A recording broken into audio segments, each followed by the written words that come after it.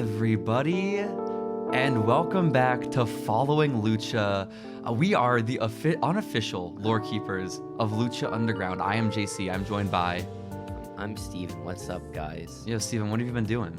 Yo, me? Yeah. Been chilling, just kind of sleeping. Just kind of sleeping? Elden Ring. Mhm. It's a pretty good game. Yeah? Been playing it all day. Yeah. No, I saw you on Snapchat. You were pumped about Yeah, it. Dude, Mhm. I've been playing for the past like 10 hours straight. Oh, Legit, I just God. forgot to eat today. It's Elden Ring. Like, I woke up at like 1 p.m. today, I think, right? Uh-huh. Because I was playing until like 5 last night. Yeah. And I just forgot to eat for like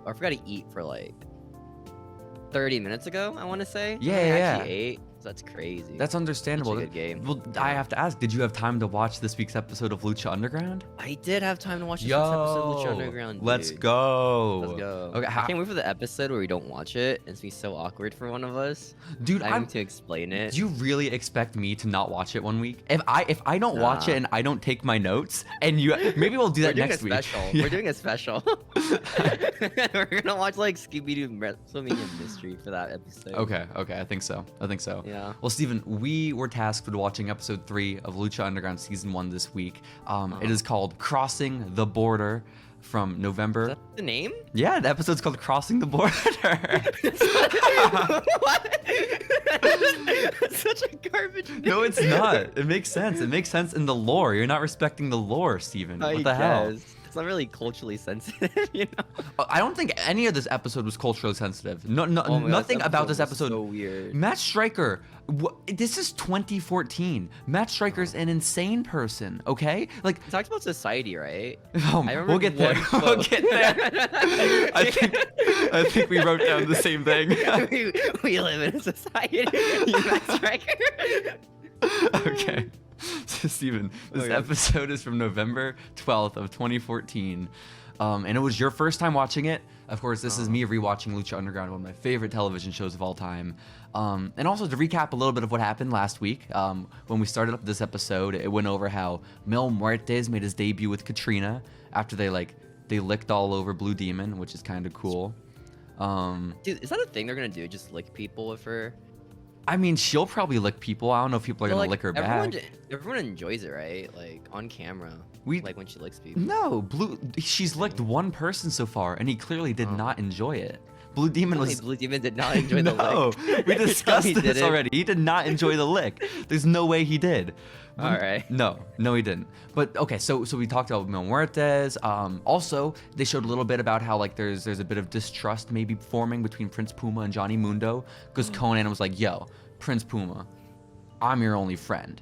And so, we remember these things. Hey. And then we also find out that Chavo is a sociopath because he beat up Sexy Star, which honestly, Sexy Star, dude. I kind of like.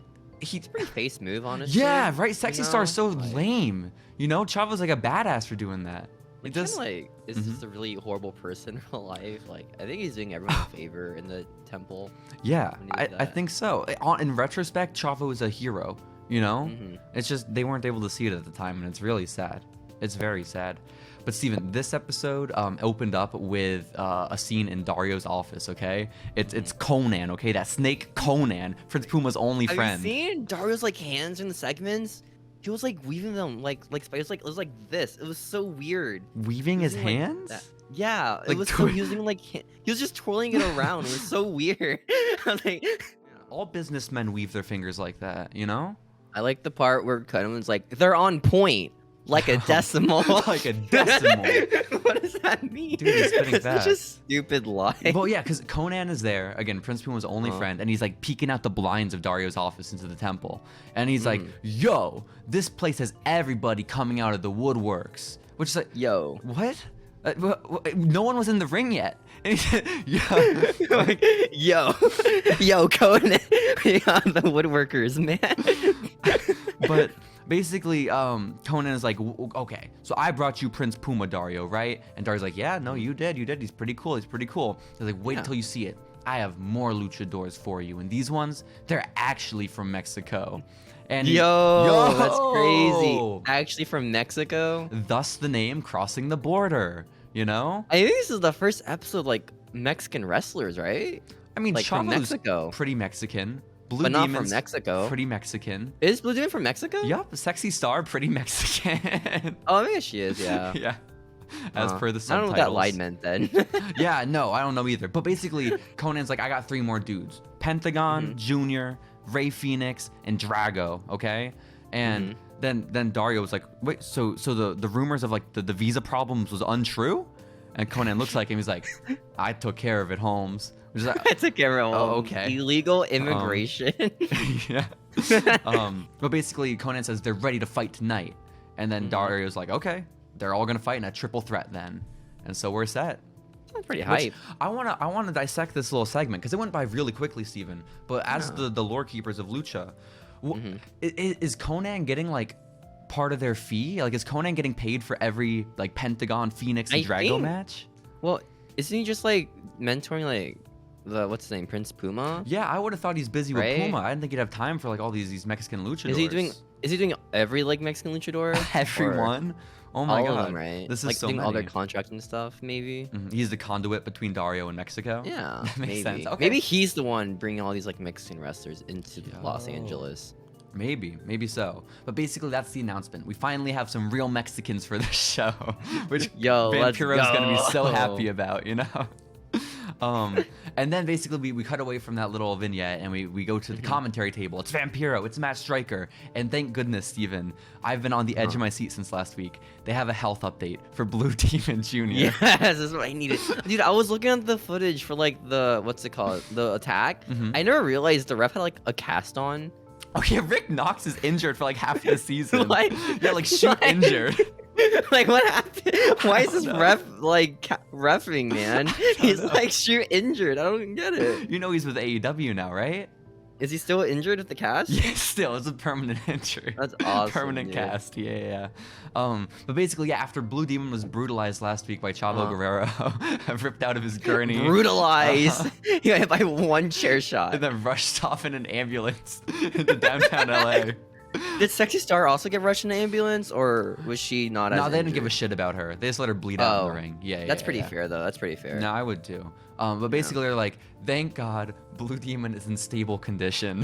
Which, yes, finally we know. Thank you. A weight off my shoulders. And then Dario emerges from his office, Steven. And he gets into the middle of the ring after that horn goes off, and he says, I've been hearing a lot of complaints from all you guys here in the temple. I've been hearing so many complaints that there's not enough Lucha and Lucha Underground. Which is like... He's not wrong. Yeah, I mean, know? I guess. Like, there's been like one Lucha dude in the entire like 2 episodes we've watched. It's not even... It's Prince Puma. You know? He's not even... Yeah. Yeah. Well, I mean, there's also Blue Demon, but like, he doesn't do any cool flippy stuff. Yeah, exactly. Blue Demon did no cool flippy stuff. And I'm starting to think that maybe at no point in his career did he, based off the Chavo interview later tonight. It was messed up. But okay, so yeah, Dario's like, there's not enough Lucha and Lucha Underground, people are saying. So, you know what?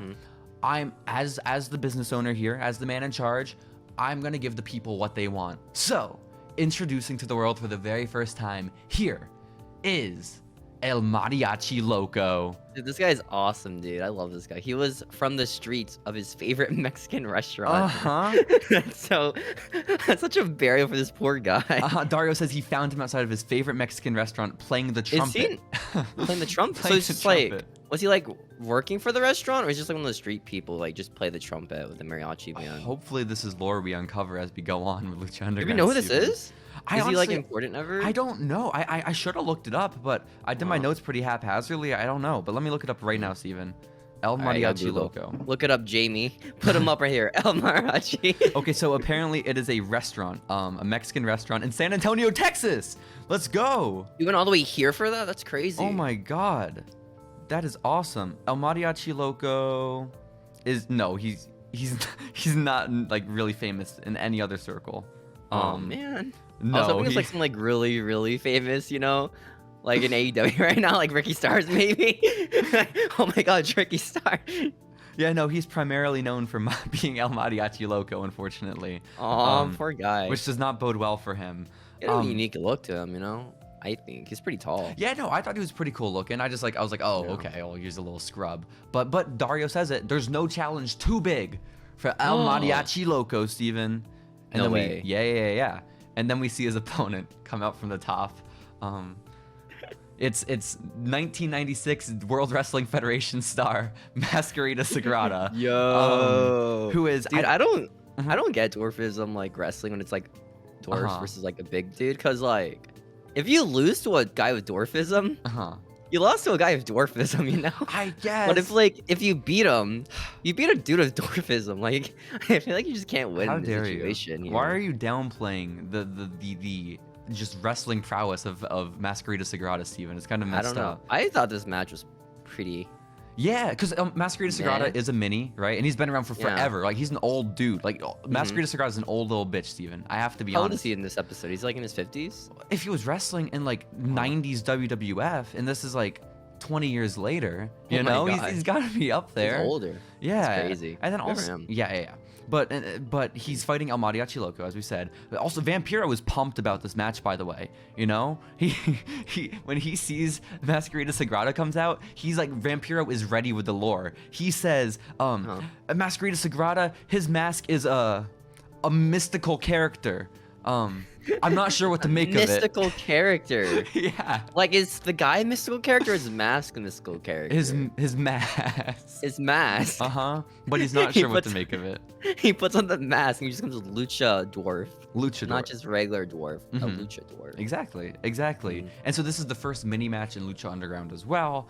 And basically before they start the match, they're doing like not like a test of strength, but like they're sizing each other up, and they're doing like the Roppongi Vice spot where like Mariachi Loco sticks his hand up in the air, and poor little Mascarita has to grab it, and then I know, right? It's just bullying. It's messed up.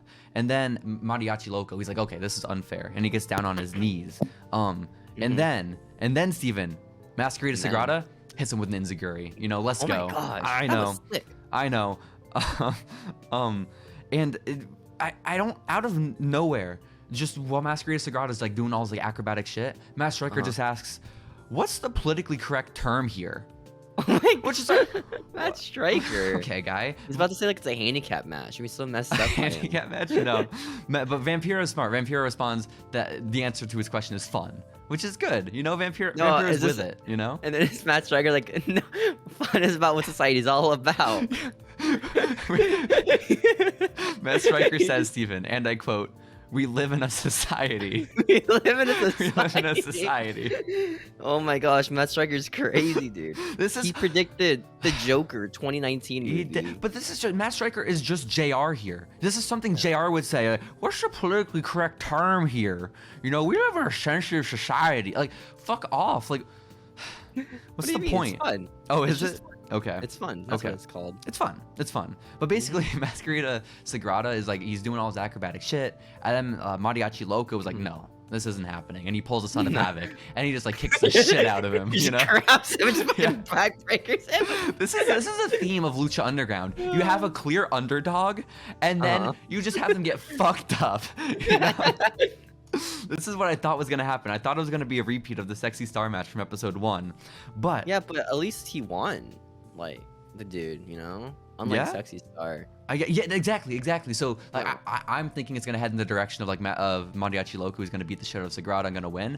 But Sagrada like gets back into it. And then, Steven, do you know how Mascarita Sagrada wins the match? It's with a small package. No, it's not. You're a liar. No. What the fuck? No. What? No, Mascarita Sagrada just like says, "I'm Roman Reigns," puts him in a guillotine, and chokes him the fuck out. How did you miss that? What? That's crazy, dude. Wait, did he actually? Yes. Mascarita Sagrada used Roman Reigns' finisher to put away. Small package. I heard Matt Striker say small package. He went for one, but he didn't win with it. Oh. You definitely did not watch Lucha Underground. You were just playing the goddamn video game. Did I watch the wrong episode? I could have sworn he won with the small package. I'm gonna look it up right now. I swear to God. No, he definitely did not. He tapped. I'm going on Tubi, dude, right now. Whatever. Okay? Do it. And you're gonna be proven wrong, you dude, loser. Okay? You loser. Well, either way, Steven, after the match ends, Sagrada is the winner anyway. Sagrada's the winner. And then, guess who emerges? Guess who emerges from the stairs? My man! The fucking Chavo Guerrero comes out. My man, Chavo Guerrero, dude. That damn sociopath, Steven. You guys awesome, dude. Yeah. And he comes out and he kicks the shit out of Mascarita Sagrada and then like starts stomping in his face in the corner. And then No, it like, was a small package. no, it wasn't. It was. Look, I literally. It's So a what's small the package, guillotine? dude. So what's the guillotine? He did it into a small package. Oh, so he doesn't tap out. Yeah, you Mariachi Loco. baka. But he still won with a guillotine, Dude, technically. You look like a fool, dude. He still won with a You're guillotine. the lore keeper. You should know about this, man. You're right. I'm sorry. I just got excited. I saw the Roman Dude. Reigns move. I got excited, Dude. and I started writing my notes. I wasn't paying Dude, attention. you better put that picture up on the screen right Oh now. no! I'm a fool. I'm a bad journalist. You are a fool, dude. You went to Fuck. school for this, dude? 3 years for this? You can't blame me. I just got excited. It's okay, Oos. I acknowledge you. Thank you, Oos. I just thought Mascarita Sagrada was like the big dog of Lucha Underground. But He's a small dog. a small dog. He's a small dog. Oh, well, okay. So I guess he went with a small package, but it remains the same. Okay, Chavo Guerrero comes out, beats the shit out of Sagrada, and then they cut the commercial. Like Chavo doesn't like look to the crowd. He doesn't get on the microphone. It's him beating the shit out of Sagrada. Goes to commercial, and I'm like, oh, okay. So I'm assuming they're gonna come back from commercial with Chavo with a mic in his hand, or like still beating the shit out of Sagrada. The shit out of his little person. No, they go to an interview, a pre-taped interview between Chavo Guerrero and Vampiro, which Dude, is Chavo was shot, dude. He was shooting, dude. yo, He was shooting his entire career. Like this promo he's doing right now is still relevant to like what he does today. yeah, a little bit. It's crazy. But basically, like it's a sit-down interview. It's like what AEW does now with JR and like the big main event matches. They're doing with Chavo and Vampiro. And Vampiro's just dressed like a juggalo, Steven. Okay, he's dressed like he's in the ICP. Wasn't his gimmick? It's just he's a face paint vampire dude. You know what? That's a good point. That's a good point. That's a very good point. But basically, the way the interview starts, Stephen, the very first thing that Vampiro says to Chavo is like, yo, homie, like, we've known each other a while, but you know, like, I've been watching your career for forever, and it feels like you kind of just ride the coattails of the Guerrero name. And that's the opener. That's the first thing Vamp says so to him. Mean. It's so unnecessary. Yeah. Imagine just like your job interview. This guy's, you know, we're only hiring you because you're family, right? Like pure nepotism. And the guy's like, dude, what the fuck, dude? I just wanted to work here. Like, you're honestly not that good either. Like, you show up here and it's like, yeah, I guess you're a Guerrero. But he asked Guerrero, Chavo, dude. what are you doing today, Chavo? Okay, what are you doing today? And Chavo says, you know what? I'm tired of this. I'm tired of doing it the Guerrero way. I'm tired of doing it the way of my family, the respectful way. You know, and I'm here to make a name for myself. And what? His uncle's gimmick, his uncle's catchphrase was, I lie, I cheat, I steal. What do you mean? Your family's way is the respectful way. I was hoping you could clear this up for me, Steven, because I was conflicted. Well, you see, when Chavo steals, it's okay because he is doing it for the poor. Oh shit, like Robin Hood. Yeah. Okay, Yeah, no, like I Robin understand. Hood. I understand. But basically, Chavo's being like, yeah, I'm here to. I don't want to follow tradition. I want to make a name for myself. And the Vamp was like, oh yeah, that's cool, man. But why'd you tap out last week? Dude, you're such an asshole in this promo. He's so antagonistic. Chavo's handling himself so well. Yeah. I was like, dude, what's wrong with you? I just want to wrestle. It's just fucked up. It is. And then Chavo just does not address the question, but he says, you know what? The only reason Blue Demon's a legend is because of his dad, okay? Because even in his prime, you know, which is past, by the way, he's no longer in his prime, he fucking sucked. Blue Demon was lame as shit. Blue Demon fucking sucks, dude. It's all about Chavo Guerrero, dude. Exactly. Which I thought was so fun. Because, I mean, I don't know. Maybe Blue Demon Jr. does fucking suck. And I'm just I don't know. I trust Chavo. Do we ever see him ever again after this? It's a good question. It's a good. I like the part at the end. Pierre's like, dude, what's wrong with you? Poor Chavo. He's just getting like harassed during his interview. I liked what Chavo said because he's like, I'm tired of going to all these companies and like just being another opponent everywhere I go. I want to be here. I'm here in Lucha Underground to be a star. I thought it was a pretty cool promo because like, it's so relevant to like his AEW run. Yeah, I mean, his entire WWE run. To be fair, you haven't watched all of Lucha Underground yet. Maybe he becomes a star here. Maybe Chavo becomes the Lucha Underground champion. Maybe. But basically, Steven, my favorite part of this entire interview is they show like a recap or like a little flashback of last week when Chavo was doing like all the dastardly stuff of like beating up Sexy Star and beating up Blue Demon under the gurney. And they show Chavo flipping the stretcher. And they added in a gasp sound effect to the flashback. It's a sock one, right? Yes, like from a sitcom. It's like a sitcom gasp. It was so off-putting. It was. Because it's not like they added it to the actual episode last week. They added it to the flashback in the interview a week later. When the L-Ray Network saw this, like, you know what? We need to add more sound effects to show how mean Chavo is. I think that's what it was. But basically, yeah, this is basically what it was. And then they cut the Vamp. And he's like, brother, you've got some issues. And that's it. Vamp an asshole, dude. He is. Vamp's... I mean, I like Vamp. I love Vamp. And you know what? I think it's hilarious. Yeah. You know, he did a great job here. He's still new to the job. You know, he's learning. Yeah. This is his first interview. And he's lucky he didn't get the shit beat out of him, you know? I think in character, in character, Chavo should have had like the chair ready with him and just brained Vampiro dude, after in this character, Chavo should have just ducked him, I feel like. Yeah. Just like the dude was like, dude, Chavo, you fucking suck. You tapped out. You're only here because your uncle. Yeah. What's wrong with you, man? Chavo just took it. Poor dude. He did. But he has respect for his elders, I guess. You know, that's what we're learning. And then this is the Chavo Guerrero show, Steven, by the way, because we cut to another Chavo segment as he is walking backstage at the temple. And he sort of like bumps shoulders with Conan, you know? Again, Prince Puma's only friend. And Conan's like, yo, man, we're family, so I got to tell you this. So you have an awareness, so you know what's going on. But the streets are talking, and La Raza in Mexico, well, they're pissed about what you did to Blue Demon. And I have to tell you, they're not going to be happy with what you did to Sagrada tonight either. Oh my gosh. And so he's like, I got some advice, Chavo. You know I love you. You know we're your family, but you need to dip, Holmes. Like, you need to dip. Dude, everyone just hates Chavo. This poor guy. I misspoke there, Steven. The full line was, you need to dip like a comprehensive immigration bill. So, you know, Conan with all these one-liners, he's killing it tonight. Chavo, we need to get green carded, man, okay? But he says, they're coming, Pito. And then the lights flash. But I don't understand, because if Conan is the man communicating, like, and in charge of like all the connections in Mexico for Lucha Underground, why is he looking out for Chavo? Is it because they're family? I guess. Well, is he biased? They're family, dude. That's what he said. Like, I don't know how they're related to each other. But WCW. You know? Family, man. Yeah. No, you're right. Well, do they have a connection to Vampiro too? Then is Vampiro part of the family? Maybe that's why Chavo didn't beat the shit out of him, you know, and they just accept that like Vamp definitely has some brain damage going on, so like he says some shit just sometimes. That really racist uncle. Yeah. Everyone's just like, you can't say that, but he doesn't know any better. That's awesome. But yeah, so they're passing the hallway, and then the lights flash, right, and Conan's gone, but there is Mil Muertes, and he basically just like is uncomfortably close to Chavo, and then just walks by. And then, Steven, it's Katrina.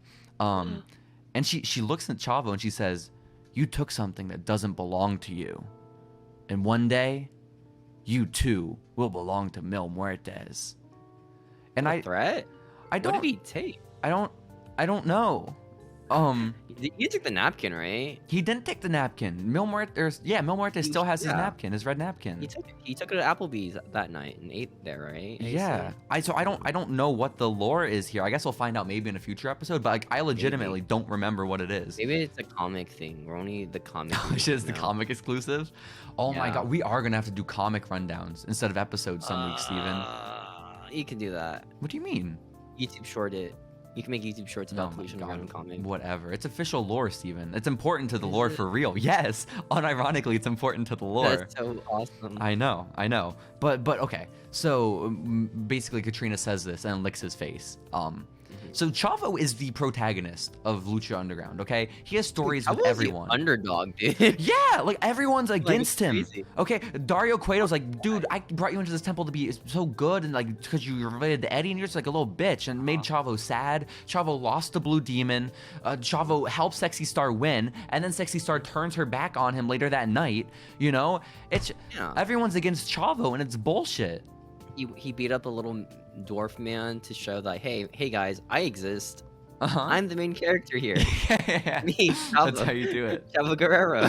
That's how you do it. But I mean, props to Lucha Underground because this is the most I've ever cared about Chavo Guerrero. You know, so Well, I just think because like its gimmicks is, hey, you know Eddie? Fuck Eddie. yeah. That's essentially the gimmick. I feel like his gimmick is more like he wanted to make an honorable living in Lucha Underground. Everyone bullied the shit out of him, and now he's unhinged. Like they bullied him, and now he's broke. You know? Chavo. Yeah, he snapped, and now he beats up women and little people. It's a good gimmick. Women, little people, and the elderly. You're right. That's awesome. But finally, Steven, we move on to our second match of the night. And it's time for Mil Muertes to have his second match in Lucha Underground. Whoa. He is fighting Ricky Mandel. Dude, Ricky Mandel, dude. I don't know who this guy is. He's just like a scrawny dude, long hair. Robert? I looked him up on Google. Like, wait, he could be in like AEW, Dark. Oh you know? yeah, no. He was not. He's still on Lucha Underground. Like that's on his like Twitter bio. That's his most recent credit. That's so active. Oh no. Yeah. This is devastating. But basically, before the match actually starts, they cut to a vignette with a bit more information sort of about Mil Muertes and his background, because all we really know about him is that he's the man of 1,000 deaths, and he makes out with this ghost lady. Okay, right? Like that's all we know. Yeah, it's a pretty good gimmick. You know, so many good gimmicks. I think when you like did that, like, hey, I want to make out with my hot ghost GF woman. Mm-hmm. You think shoot Mil Muertes wanted that? Who do you think wanted that? I think it was Mil. I think it was Pascual Mendoza, Steven. Yeah. He's the one who booked it. But basically, the vignette is giving us more background about who Mil is, and it says it's Katrina narrating it. But there's like this text that pops up on the screen. And it says, "Death is a debt that we all must pay," and then it shows the date. It's September 19th of 1985, and an 8.1 magnitude earthquake has just struck Mexico City. So we're going back in time, okay? Is that when he died? I don't know. I guess we're going to find out. But Katrina says, everyone in Mil's entire family, including thousands of other people in Mexico, died that day. Again, in this 8.1 magnitude earthquake. But Mil Muertes, he was trapped in the rubble for 7 days with no food and no water, struggling to survive. But in that state, on the brink of death, he wasn't afraid. In fact, he thrived, Steven, okay? And then they cut to a little hand emerging from the rubble. Little baby? And little baby Mil Muertes just crawls out of a volcano. Yo. And it's insane. Badass little baby, man. This little baby is coming out of the rubble of an earthquake. And Katrina says that was the day that Pascual Mendoza became Mil Muertes. And then it cuts to little baby Mil, and he looks down at the ground, and he picks up a rock. And he picks up a rock. Oh my gosh. Oh my gosh. And now we know that red napkin he carries around, that's where he keeps his rock. Oh my gosh. The lore is all coming together. That's crazy, dude. I know. So I'm still a little bit confused about like whether or not Mil Muertes is dead himself, or if he is just fighting for his dead family, or what, you know? I think like he should have been a dead guy in the first place. But then, I don't know. Maybe like a reincarnation thing, you know? Maybe. I mean, that's Phoenix's whole game. I mean, we haven't gotten there yet, but Phoenix's whole thing is he's reincarnated, you know? But I mean, I like the idea that his girlfriend's just a ghost. Like that works. Yeah. That's cool. Chill. How'd they meet? How'd they meet? Because like she's like what, years older than him, right? I assume. Well, she's a ghost. I'm pretty sure she's been around for like legit centuries, you know? So like hundreds of years older than little baby Mil. But yeah, it's okay. I think it's more a matter of when they met. Because if she met Mil when he was a little baby out of the earthquake, that's when it's gonna be tough. You know? How did he thrive in the earthquake? Like, was he just eating rocks? Or I think just, like, so. Like, how do you thrive in an earthquake? You're just kind of just like chilling there in the dirt, you know, for a bit. Like, was he just really happy to be inside like the earth for a bit? Maybe he fucking hated his family. You know, saw all their dead bodies and was just pumped. You know, he's like, "Fuck yeah, dude, my mom's dead. Let's go, let's go, let's go." But basically, they cut away from this promo where Mil is eating rocks, and we get to the match with Ricky Mandel, And this is what we should have got last week, I think, with Blue Demon, where it was just a squash. You know, this was the squash match that we kind of needed. Dude, poor Ricky, man. This guy is like, what, 6 foot? Yeah, Ricky was big. He's like taller than Mil Muertes. Like, he's not more crazy. jacked, but he's definitely taller. He looks like a wrestler on AEW Dark. Yeah. That's for sure. Yeah. Maybe not Dark, maybe like Elevation. Yeah, he has like a Angelico type of build, you know? Yeah. He does. But it's like they keep building the matches like it's quickness, it's Ricky Mandel's speed versus the power and strength of Mil Muertes, which is like, okay, I can get behind this. But the speed and quickness fucking sucked. It didn't work. And Ricky, dude. yeah, he tried. He lost. And the most notable parts of this match were just Matt Striker being a pervert. You know, just him saying. Dude, Matt Striker. The end of the match. When was it? Oh, okay. So yeah, that's first, but like during the match, it's just they cut to a shot of Katrina at ringside, and he says, "Fuck, I could watch Katrina all day."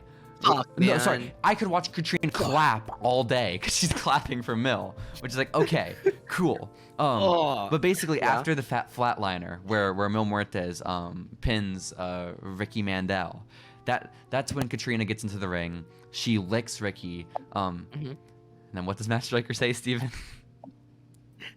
Is it bad this turns me on? Or something like that? Yeah, he says, does that turn anyone else on, or am I weird? Oh, Matt Striker. That's just really horny for some ghost. He's so horny for the... I mean, Katrina's a beautiful woman. Don't get me wrong. Yeah. You know, like... It's also your coworker. I mean, is she... You think Katrina's on the payroll for Lucha Underground? I don't think. I don't know. She's an invincible, immortal ghost lady. Ain't no way she's getting paid. Do ghosts get taxed? Are they citizens? No way. And if she is, she's probably living in Mexico. Like either way, you know. So she's good. Yeah, maybe. She's good. Maybe. But it goes from Matt Striker being a little pervert to just Mil Muertes and Katrina getting horny together and making out in the ring, which I don't remember. I love that they got a cheer. They got a pop from the crowd. Yeah. This entire night, no one's gotten a pop, and then like Katrina just makes out with Muertes, and they start like popping. If you were in a temple, you wouldn't pop for them making out. I would. Yeah, exactly. We all would, Steven. Yeah. We all would. But basically, that was the second match of the show. And then we cut backstage back to Dario's office, Steven, okay? We're outside in the hallway, outside of Dario's office, actually. And it's our boys, okay? It's Mr. Cisco and it's Cortez Castro. And they're... Hey, my boys! Yo, the goons. And they're... Yo. I guess they're guarding Dario's office? Like, they're just talking outside, like, and then Johnny Mundo walks bodyguards. up. Yeah, I guess so. But Johnny Mundo walks up and he's like, yo, I need to speak with Dario. And they're like, yeah, you do? Well, then what's the password? And Johnny Mundo just kicks them, like just beats the shit out of them. Okay, yeah, super kick, and then he like fucking chokes out Cortez Castro, slams his head into the wall. Like, it's not even close. Like, last week, these two were fighting Johnny Mundo in a tag team match. That was 50-50, booked 50-50. And this week, they just get murdered backstage by Johnny by himself.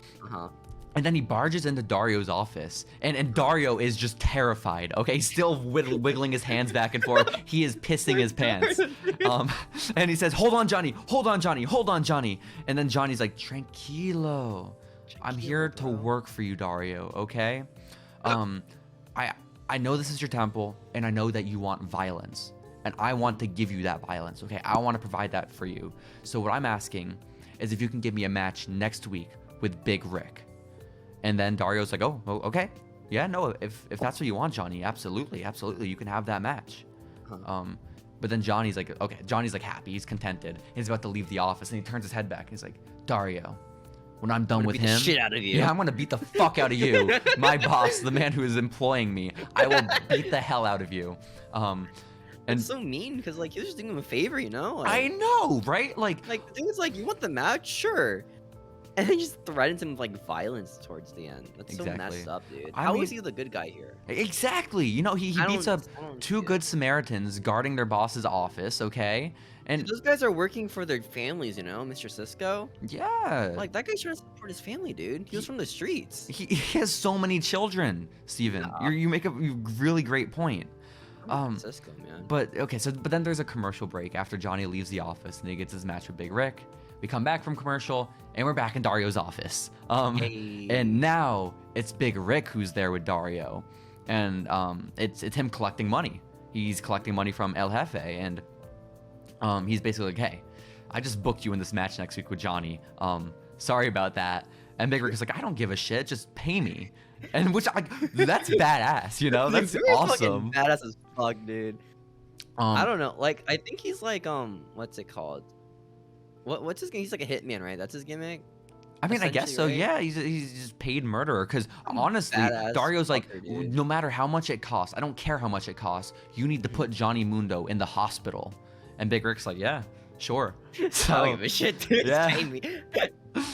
Which, I don't know. Dario, Big Rick should have been like his gimmick in like WWE.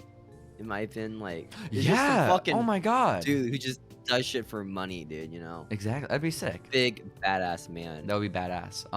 But also, if Dario's goal here is to put Johnny Mundo in the hospital, why wouldn't he recruit Chavo? You know, this man has a track record. He is so good at sending people to the hospital. He's put how many people in the hospital? At least one, right? At least one. Mascarita Sagrada probably went to the hospital. Sexy Star should have gone to the hospital, but just no one cared about her, which is tough. They let her blood on the canvas. They did. But yeah, I guess this is how it's going. We're getting the main event of next week. Johnny Mundo versus Big Rick. Are you excited, Steven? Yeah, sounds like ECW from 2009. A little bit. A little bit. Yeah. Which like what is the story here? Because like, why does Johnny have such a hard on for Big Rick? It's just because of because like they just beat him up that one night, right, and took his money. That's fair, but that's I feel really like it. Yeah, but Johnny's already sort of got his comeuppance, or yeah, he's already sort of gotten his retribution. Well, he didn't get the $100,000, but he did beat the shit. He beat Mr. Cisco and Cortez, and he scared away Big Rick. I guess. Beat him up. No, you're right. You gotta show him a lesson, dude. You're absolutely right. So I guess that's what we have in store for next week. But Steven, let us not forget about the other protagonist of Lucha Underground. Prince Puma has another hype package. The 20th one. Just hype packages, dude. Oh my That's god. all it is. He's just hype packages of him just beating up like sandbags. Which like I kind of makes sense, right? Because now we obviously know Prince Puma. We know Ricochet. We have a character attached to him in that name. You know Trevor. But Trevor, you know, it's Trevor. He can do a backflip sitting down. That man is so crazy, dude. That's badass. It's actually, have you seen that video? No. He's just sitting down, right? And he does a backflip. Like crisscross? Yeah, like crisscross. There's no way. Really cool. No, it's a thing. When you're watching deepfakes, it did not happen. No, it's a thing. He like sits down, just does a backflip while sitting down crisscross. It's so badass, dude. You gotta watch it. Whatever. If Prince Puma did that, I'd say, yeah, that's badass. But if Trevor does it, I'm like, that fucking nerd. How long did he spend practicing that? You know? How long in the gym has been jumping? Practicing his backflip? That's the question. But basically, it's another Prince Puma package. And I get it, because at the time, I mean, unless you're watching, what was it, like New Japan, you don't know really who Ricochet is. So he's... Wasn't he in like PWG for a bit, or was that after? I mean, yeah, I think he's in PWG, but at the same time, it's not the place you go to build your character. You know, yeah. That's perfect for him, though. No, it is. It kind of is. No. You're not wrong. But basically, it's more punching bag footage, Steven. It's more Prince Puma just beating up a really punching bag. Punching bags, man. And this is like the least in-depth promo that we get of all of them, where it's Conan narrating it again, and he says his name is Prince Puma. He's fought all his life, actually, all his lives. And so I'm thinking reincarnation. Exactly. I'm like, does he also have the Ray Phoenix and Katrina gimmick? Or Mil Muertes gimmick? And no. What Conan explains, he means that the mask has been passed on from generation to generation. Oh. So this answers our question from last week. Because remember when we were... Just has the mask, yeah. Just wears it every day. When we found out that Conan's friend found Prince Puma beating up some homeless people in an alley, we were like, did he have his mask on? Like, did he already have it ready to go? The answer is yes. Yes, he did. I just assume, like, he just goes grocery shopping with the mask on. Yeah, but if I'm him, I am too. You know, his hairline wasn't keeping up too well in 2014. We have to be honest. I mean, I think he looks pretty fine without it. This was pre him shaving. You know, oh, he was shaved in the first place. Yeah. He should have gone with it. But basically, yeah, the mask has been passed on from century to century, and now Prince Puma's here to fight. For the love of his ancestors and to prove the haters wrong. What haters? I don't know. What haters were there? I don't know. I don't know. He's this unknown dude from the streets. What hater? Yeah. Which whatever. But that's the last package of the episode, Steven. Before we get into our main event of the evening. Yo, put Matt's out for this match. On the floor. Matt's out? Hell yeah. They didn't get fucking... Yeah, well, they knew Chavo and Blue Demon weren't going to fucking be doing dive spots, you know? So they saved them. They saved them for episode 3. And it's the 3 luchadors that Conan brought to Dario's attention earlier in the night when Dario announced that the main event was going to be a triple threat. And it is Drago versus Pentagon Jr. versus Rey Fenix, all debuting in the Temple. Is Drago like a known like luchador? I'm pretty sure in like AAA he's like a bit of a character, you know, because he has like that Lucha Underground presence of like being like, holy shit, it's a Dragon Man, but he's like that just in Mexico. It's just so badass, dude. Like, yeah, dragon with the tongue just walking out. Big pervert black tongue, yeah, from El Inframundo. Yeah, it's pretty cool. It's pretty cool.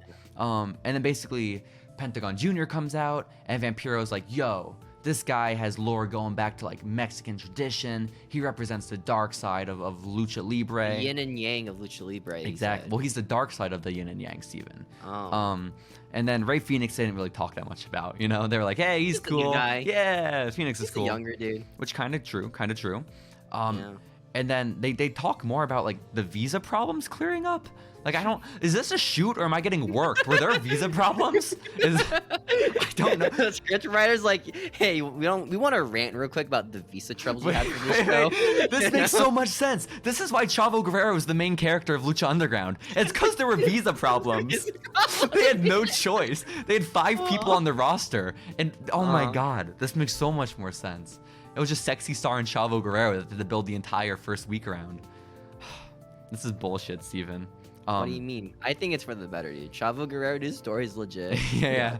I hope. It was also like the only story going on right now. I hope what happens is like Chavo has all the story revolving around him. Like he's involved in everything. Mil Muertes, Dario, Blue Demon, Sexy Star. Beat a big trick next to me. Yeah. Well, no, I think what's gonna happen is, remember Conan told him, yo, you gotta dip. You gotta dip like the immigration bill. What if Chavo just never shows up again?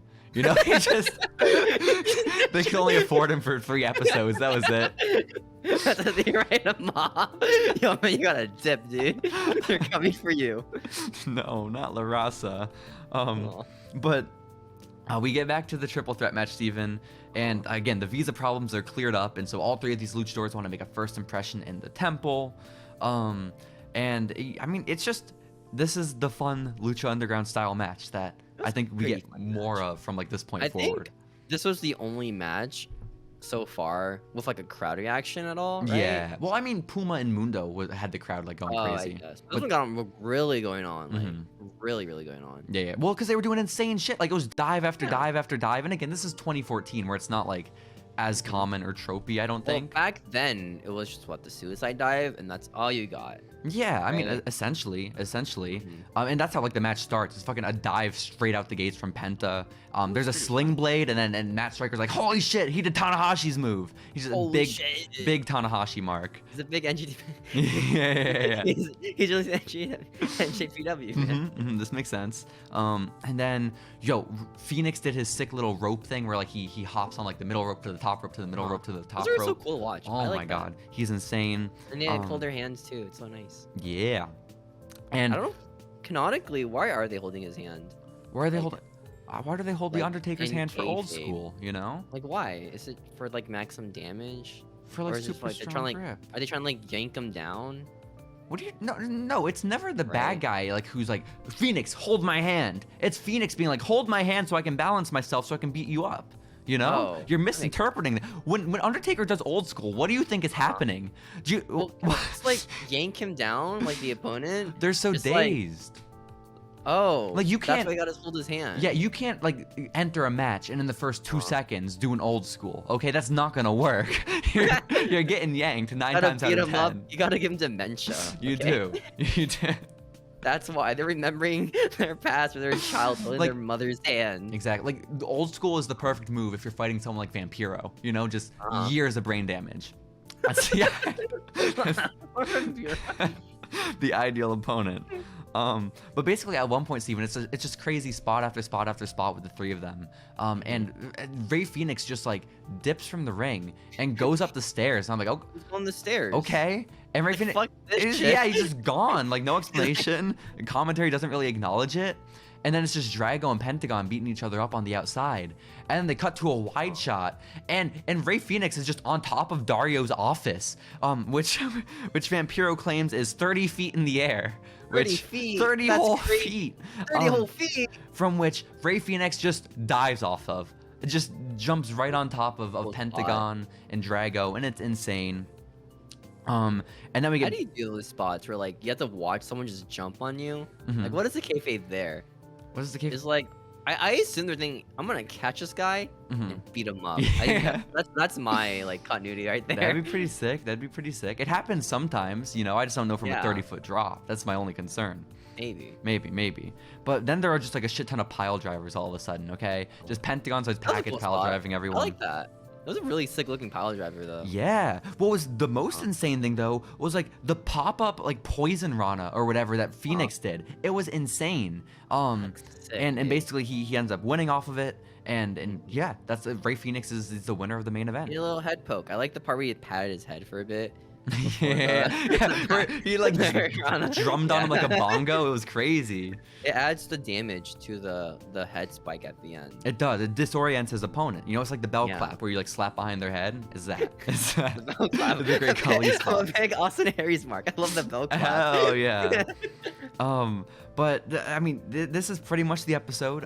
But I mean, kind of, because then we cut from Rey Fenix celebrating to another like sort of backstage segment where I don't even know where this is, but it's Dario Cueto and he's like a dark sort of not office, but like a dark like chamber or something.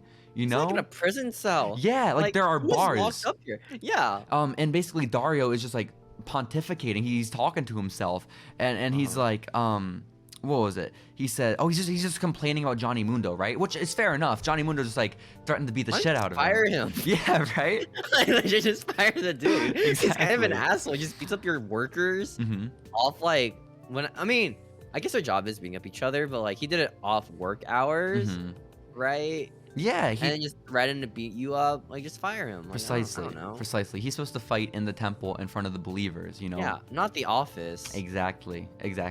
But basically, Dario says that I won't be intimidated by anyone, not Johnny Mundo, and not even you. And so I guess the implication is that he's in the room with someone. There's probably someone in Could that it be? cage. Who I think could it be? it's Rey Mysterio. Rey dude. Mysterio.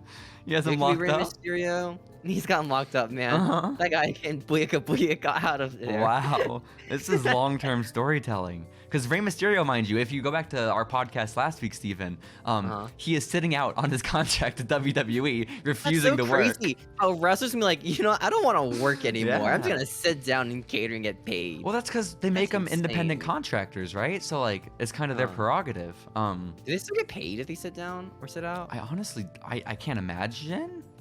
That sucks. They might have a guarantee that they have to get paid, but I have no clue. Yeah. Because I think a lot of I them are mean, paid they on like a get- per appearance thing. But if they get fired, they should pay out the contract anyways, right? I assume, right? Too, right? No, if you fire them, yeah. Yeah. Yeah, definitely. But either way, that's a good guess. I think it might be Rey Mysterio trapped in Rey Dario's Mysterio. cage. Yeah, that's Maybe very valid. Sin Cara too. Oh my I god. hear he's free. No, Sin Cara won. I No. think he's free, right? What about Green Man from episode 1? The one who asked us to come with us. Ooh, the Yeah. Green Man. Green Man. What about the guy from episode 2 who got beaten up by Chavo, that indie dude? Oh, That guy shoot. could also be it. Yeah. There's a lot of speculation, Steven. It's running rampant. It's like AEW. This is a debut every week. Yo, let's go. We got some debuts to talk about later, Steven. Oh my But gosh. that is pretty much the episode. That was our little epilogue at the end with Dario saying that no one is going to intimidate him in his own temple. So we'll see where that leads. But to do a little lore recap for this episode, Steven, what did we learn today on We learned Lucha Underground episode that, 3? Big Rick gets paid the big bucks. Like, dude, he was like, yo, man, I have enough cash, man. I got my paycheck, dude. I can write a check for you. Big Rick's like, yeah, whatever, man. Yeah, whatever. Who cares? We learned that Matt Stryker, like confirmed pervert, like 100%. Coomer. Massive Coomer, Steven. Steven, I'm so excited for the current event segment in just a little while because I got Is a he getting Coomer to canceled talk for about. that? No. I think Matt Striker's Oh. doing okay. You know, I don't think he's doing too much in the year The of our Christian Lord. dating show. It's pretty fine. Yeah, I know. It's pretty cool. It's pretty cool. Once he got kicked out, then I guess it's not as fine for him. This is fair. We learned that Chavo Guerrero hates little people, you know? We learned that Vampiro Women, hates little Chavo people, and the elderly. and the elderly, you know? Anyone that's not a man, which is understandable. Yeah. Or I guess a young man. Young, regular-sized man. It's very specific. You're under 6 foot. I hate you. There's no way Chavo breaks 6 foot. No way. Chavo's No. self-loathing. This explains so much. You're like platform shoes. And then I guess we also learned that Mil Muertes, it hates his fucking family and eats rocks. He eats That's rocks, cool. dude. That's so badass. That's awesome. As a baby, dude. His little His little baby. baby, man. Just picking up rocks and eating it. That's so cool. What a intimidating guy. Good for him. Good for him, man. Yeah. Good for him. And also I guess Chavo stole something from him. Mhm. Which makes you think. It makes you think. Maybe it was a rock. Maybe he saw a rock outside. He's like, why is this here? Just kicks it. Oh my gosh. Just kicked it? That's just classic kicks it. Chavo. In the parking lot, Mhm. he sees this random rock. He's like, oh, I'm gonna kick that rock. Damn. And he's held it against him ever since. So, Yeah. Steven, that was episode 3 of Lucha Underground, Crossing okay the episode. Border. I didn't think it was as strong as the first one. I thought the match at the end was better than Yeah. all the matches so far. But the episode itself, I don't know. It It was wasn't fine. The It greatest, was kind of you know? filler. I mean, I honestly, I'm Mhm. appreciating these episodes more and more because of all the Mhm. Chavo lore. You know, I really Yeah. like the Chavo lore, even if it doesn't Chavo- make for like the best Main matches. character Chavo Yeah. made the better Chavo Guerrero. Uh-huh. But the main event was sick. They made the whole entire main event 8 minutes. Like they made it a sprint, which like it's a 45-minute show. So I get it, but like they could have given them longer, right? Maybe. Maybe. 8 minutes. That's insane, dude. Mhm. It 8 was a minutes like a sprint. TV match on like WWE. Yeah, it was a sprint, Steven. That's But crazy. yeah, I honestly, yeah, you're kind of right. It wasn't like a super remarkable episode, but I mean, it was fun enough to watch. So we're keeping track of the lore. We'll be back next week with more. But Steven, Yo, we got more important stuff to get to. Okay? what? We do. What happened L- on this week of 2014? Let's find out.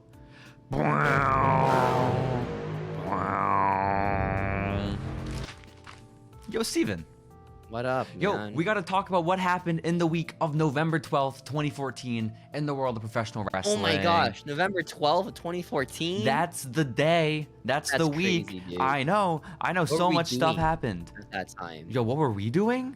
Probably playing Splatoon or like Smash Bros. 2014 would have been our freshman year of high school. So Yeah, I probably would have been playing Splatoon or Super Smash Bros. I was I'm pretty probably sure. also playing Splatoon and Super Smash Bros. Steven. Yeah. We had very Way too similar much- habits. way too much in 2014, did we? I think I might have. Might have been around the time I discovered Grade A Under A. And I was just Oh yeah, that guy. That guy Yeah. is doing really great right now. Uh-huh. So Yeah. well. So yeah, we were really living life is the point. Mhm. Mhm. Watching Filthy Frank? Heck Mhm. yeah, dude. And I'm betting we were watching WWE Network, Steven, because my first bit of news here is that Vince Huh. McMahon announced that free for the month of November was going to be Survivor Series in the network. Oh my Yeah, gosh. no Is this $9.99, back? $0. When it was free for like a certain amount of time, or is it like, where it's like, hey, every other week it's free, guys. I mean, yeah, like that was the entire existence of the WWE Network. Every other week it was free, and also even if it wasn't free, simply create a new email address. It was free. You know, that's all it took. Just do a 10-minute email. Yeah. I mean, Steven, Temporary email, legitimately, you get it for free forever. they didn't take your credit card info, which is the stupidest thing. Crazy. Whatever. How much money did they lose because of that? I mean, I guess it was worth it at the end, huh? I mean, I guess, but Peacock sold pretty big. I guess they were looking forward to Survivor Series. The network was still new, and they were like, hey, we got to get eyes on our big show because this is when Yeah, people Survivor still. Series match being hyped up, dude. Yo, let's go You're Team really hyping Cena up versus Team Cena Authority. versus Team Authority, man. Can't wait to watch that in a couple weeks. I don't know if I watched that live or not. I might have. I would have, yeah. Because you know what's messed up, Steven? You know, I would never pirate something. I would never watch or stream something illegally. But 14-year-old JC or 13-year-old JC, right before the network came out, is like right when he became like the biggest mark he's ever been. And so like it was the Elimination Chamber pre-WWE Network, and that was the first show I ever watched without. I think the first one I ever watched probably was like Payback, when it was like R-Truth and The Miz. Oh shoot! And The Rock. That was awesome. That's the first time I pirated like a wrestling match ever. Oh my god, that was sick. Did you enjoy the match? No, it was a really bad stream where it would just like stutter like every like 2 seconds. So like 1 second like art, and then like cut to like The Rock doing like a rock bottom, and that's it. And the match is over at that point. You know, the match is over. It's the credits. Okay, that's fair. Yeah. But I thought that was interesting that like because it's still the early days of the network, which is like cool to note, and that they're clearly struggling for subscribers. But one of it's wrestling, you know, like it's really hard to like advertise that. I feel like. Yeah, were there shows at the time? There was like Legends House, right? Yeah, it wasn't nearly the fully fleshed out thing that it became with like Table for Three and Swerve. The Christian show was pretty cool. That was not for a while yet. You know, that was like 2016. That stinks. Yeah. But another big announcement to come out of that week of wrestling, Steven, is the fact that the announcer, good old Jim Ross, was going to be coming out of retirement in order to commentate for Wrestle Kingdom 9. He was gonna be, because this was around like that weird ass time when Jeff Jarrett had a partnership with New Japan, because like he had. Was that the TNA one? I don't think it was TNA yet, because it was Global Force Wrestling, which was Jarrett's thing, right? Oh yeah. After he left TNA, and eventually that does become Impact, right? Like in 2016, 2017. Yeah, they merged together. But in 2014, it's just GFW, and they're partnered with New Japan, and they're going to like stream in the US Wrestle Kingdom, like for New Japan, right? And so basically, also Jeff Jarrett joined the Bullet Club like around this time too. Yeah, in August of that year, Jarrett joined Bullet Club and just beat the shit out of Tanahashi. Which Bullet Club is this? This was AJ Bullet Club. AJ Bullet Club? Yeah. And that's insane. I was know. Jeff Jarrett in the Bullet? Was that like the deal? Like I gotta be in the Bullet Club. I think so. He's a mark for himself. This was back when the Bullet Club was pretty big, right? Or yeah, AJ. Yes, absolutely. When did the T-shirts start selling out? Was that during the AJ era? It was like end of AJ era, like the very like tail end of AJ era. So because I remember for a time you'd go outside and you know who's like the biggest mark because they wear a Bullet Club T-shirt. Like you would know, like that guy is a fucking mark, dude. A little bit, bit. But the avatar on Twitter too, like their profile pics, the Bullet Club. Oh no, I forgot about that. People did do that. Dude. That's the worst one, man. Oh, Steven, I'm gonna change my background on Twitter to be a Bullet Club logo right now. You know that guy's a mark when he has the Bullet Club logo as like his avatar. Yo, in 2021, if they are 2022. Oh, in 2021, dude. No, it's 2022. Holy shit, dude. This is insane. But yeah, so maybe basically, there's really big Jay White fans. Maybe. I don't know. No one's a big Jay White fan. Tanahashi gets his head smashed in by Jeff Jarrett, and they all like hug with AJ. But that was in August. That was not November. In November, it was just Jim Ross being like, "Hey guys, I'm gonna call New Japan," which was like, it set the course of wrestling. You know, it determined what wrestling would be in 2022. Does he match that style like wrestling though, like JR? I think he did a pretty good job when he replaced Mauro Ranallo on like the Access show in like 2016. But that was later, because like this is like one of his first things coming back, right? It was just like this other style of wrestling. Yeah, I don't know. Jim Ross, when he's motivated, like Randy Orton, when he's motivated. He's the best commentator in the world. I don't know. I think Randy's doing really good right now. Like with the RK Bro stuff. I think it's pretty fun. I think so. Jim Ross on commentary. You know, he's doing. I mean, he's definitely commentating. Was this before he went like crazy? Yes. Yeah. Okay. I mean, I don't. Have you seen that tweet he did where he posted like his maid's like? It was her ass. Yeah. It's a little selfie with his maid's like ass poking out of like an apron or something. Oh my gosh. So horny. Dude, this guy's a coomer, dude. Hell yeah, he is. Why are commentators coomers? Well, I mean, this is a great question. Who was the other guy? Who was the face fuck guy on the airplane? Oh shit, Tom Phillips. Tom Phillips. I can't wait to face fuck you. Oh my god, Tom Hannafan, you're right. Cheating on his wife. Yo, good for Tom. You've seen Tom's current girlfriend, right? No, I have not. Oh my, cheating on his wife was the smartest thing that man ever did. Is that the you one know? with, like, Dude, on the airplane that he was gonna face fuck on the airplane? I don't think so, because I'm pretty sure I could be wrong about this. This is my memory, but I'm pretty sure the girl he said he was gonna face fuck on the airplane outed Was she Tom underage? Phillips to his wife, and fiance rather. Huh? Steven, did you find his girlfriend? I did not. How'd you not find his girlfriend? I just looked up Tom Phillips. I didn't look up Tom Phillips. Look up Tom Phillips' girlfriend. Jamie, look it up right now. Jamie, pull it up, Jamie. Jamie, pull it up. Steven, I need you to do this. This is urgent. Uh-huh. This is urgent. It can't be that hard. Maybe it is hard because Wrestle with the Plot is gone. You know, maybe the images don't exist anymore. Maybe. This You know is so why sad. the plot died, by the way? Why is that? Apparently, I looked it up the other day. Apparently, it was like, was it the Iconics and their OnlyFans getting posted there? No. And it was like a copyright thing. Oh shit! From their OnlyFans?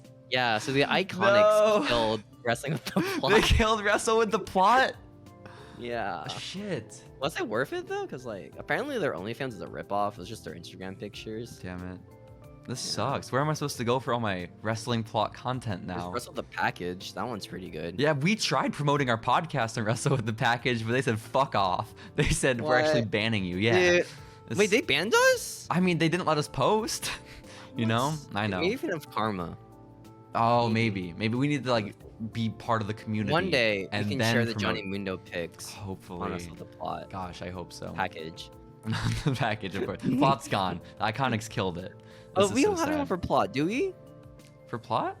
We have Sexy Chavo. Star, but I don't want to put Sexy Star Oh, on Plot. Oh, you're right. You With know? plot. Yeah. Yeah, I mean, we got Evil East, remember? The girl from Puerto Rico. Uh-huh. Maybe. Mascarita Sagrada. We don't know what's going on under that mask. So, you know. Pictures Vampiro in package. That'd be awesome. Dude, we got... Because Vampiro was never a looker, I have to be honest. We should just spam it. I think that's the way to go. But, okay, Steven. How did we not talk about that on the news segment last week? That Wrestle with the Plot's dead. That's so sad. Oh man, that was really big. Damn, Really big we could have wrestling made that news. into a TikTok. That's You devastating. think Meltzer knows about this? Meltzer knows about Wrestle with the Plot? You think Do you think Meltzer Meltzer does about Wrestle with reported the on Plot? Wrestle with the Plot? You think WN sources say that Wrestle Ball has been banned on Reddit? Because someone got the scoop about the Iconics being the ones, you know? Someone had to Yo. have. Like, who Probably reports on not. that? I could see Sean Ross Sapp reporting on Wrestle with the Plot.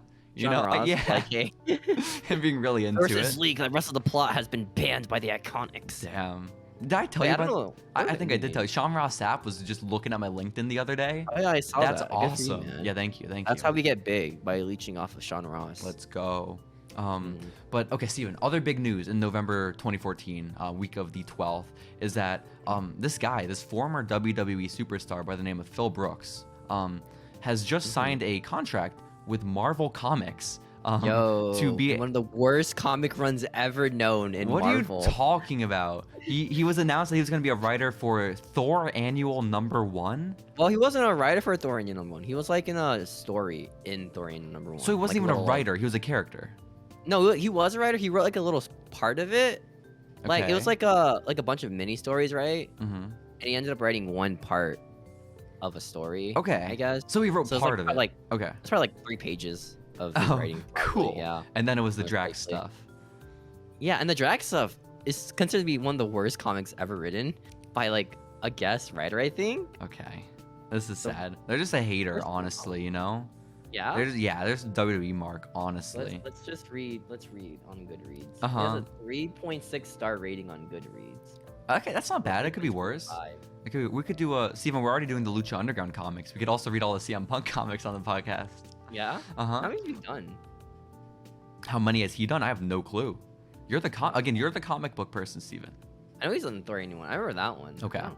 Okay, well, basically that was announced is that Punk was going to join, and I remember being pumped as like again little freshman me, in high school being like hell yeah, I like buy CM it? Punk, I pretend to like comic books, and then no, I didn't Yeah? buy it. No, it You was didn't buy Thor Annual #1? no, it was so expensive. But, yeah, it was like $5 or $6, right? It was way more than that. No, I thought it usually cost like $6 No way. because like it's like it's a thicker comic. Ain't no way. Instead of 22 pages, it's like 50 pages. Whatever. Yeah. But basically, too, Steven, around this time, WWF, I guess, I don't know who has access to this information. Probably Dave. And they ended up finding out that WWE has put in an order for Ascension merchandise. Yo, I who know. could that be? Who could that be? And then also, Wait, well, no. Is it a team yet, or is it just like? Yeah, no, they're a team. They were actually they made a bunch of merchandise and they were backstage at Raw that week. So everyone's like, "Ooh, the Ascension might debut," which is like. I mean, they're pretty hyped, right? Like they're like what? They're 300 days of like tag team champs, I think, right? I mean, they were hyped in such a small context. They were hyped in a little training facility in Florida. You know, there's a difference. Dude, Ascension are sick, dude. Okay. I guess. Back in the days of their Road Warrior gimmick. Well, this was the era of NXT where Steven watched and Steven told JC to watch and JC told Steven to fuck off. You know? Dude, I remember telling you, hey JC, this Adrian Neville versus TJ. What was it? What's his name again? TJ Wilson. No, TJ Wilson. Yeah. Is that his? Tyson was Kidd. that his name? Tyson Kidd. There it is. I don't know. You're such a mark, Steven, okay? Dude, I was I only know his shoot name. He was, dude, for a second. Whatever. But yeah, I remember telling you about this Tyson Kidd match with Adrian Neville, right? Being really good. And you watched it, and the next day, like, Steven, that match was so boring and predictable. I was like, oh, man. I mean, I was never a Tyson Kidd guy. I changed my tune. Dude, Dude, I was the bangs? The Charlie... Again, I didn't watch him back then. I was tried and true Raw and SmackDown boy, you know? That's what it was. Boy. I was a SmackDown boy. You missed out on Bo Dallas, dude. Okay. I was a huge fan of main roster Bo. Don't you worry. Dude, main roster Bo was so sick when it started. Hell I wish they kept up with that. Man, that was a good gimmick. It was a good gimmick. So many good gimmicks.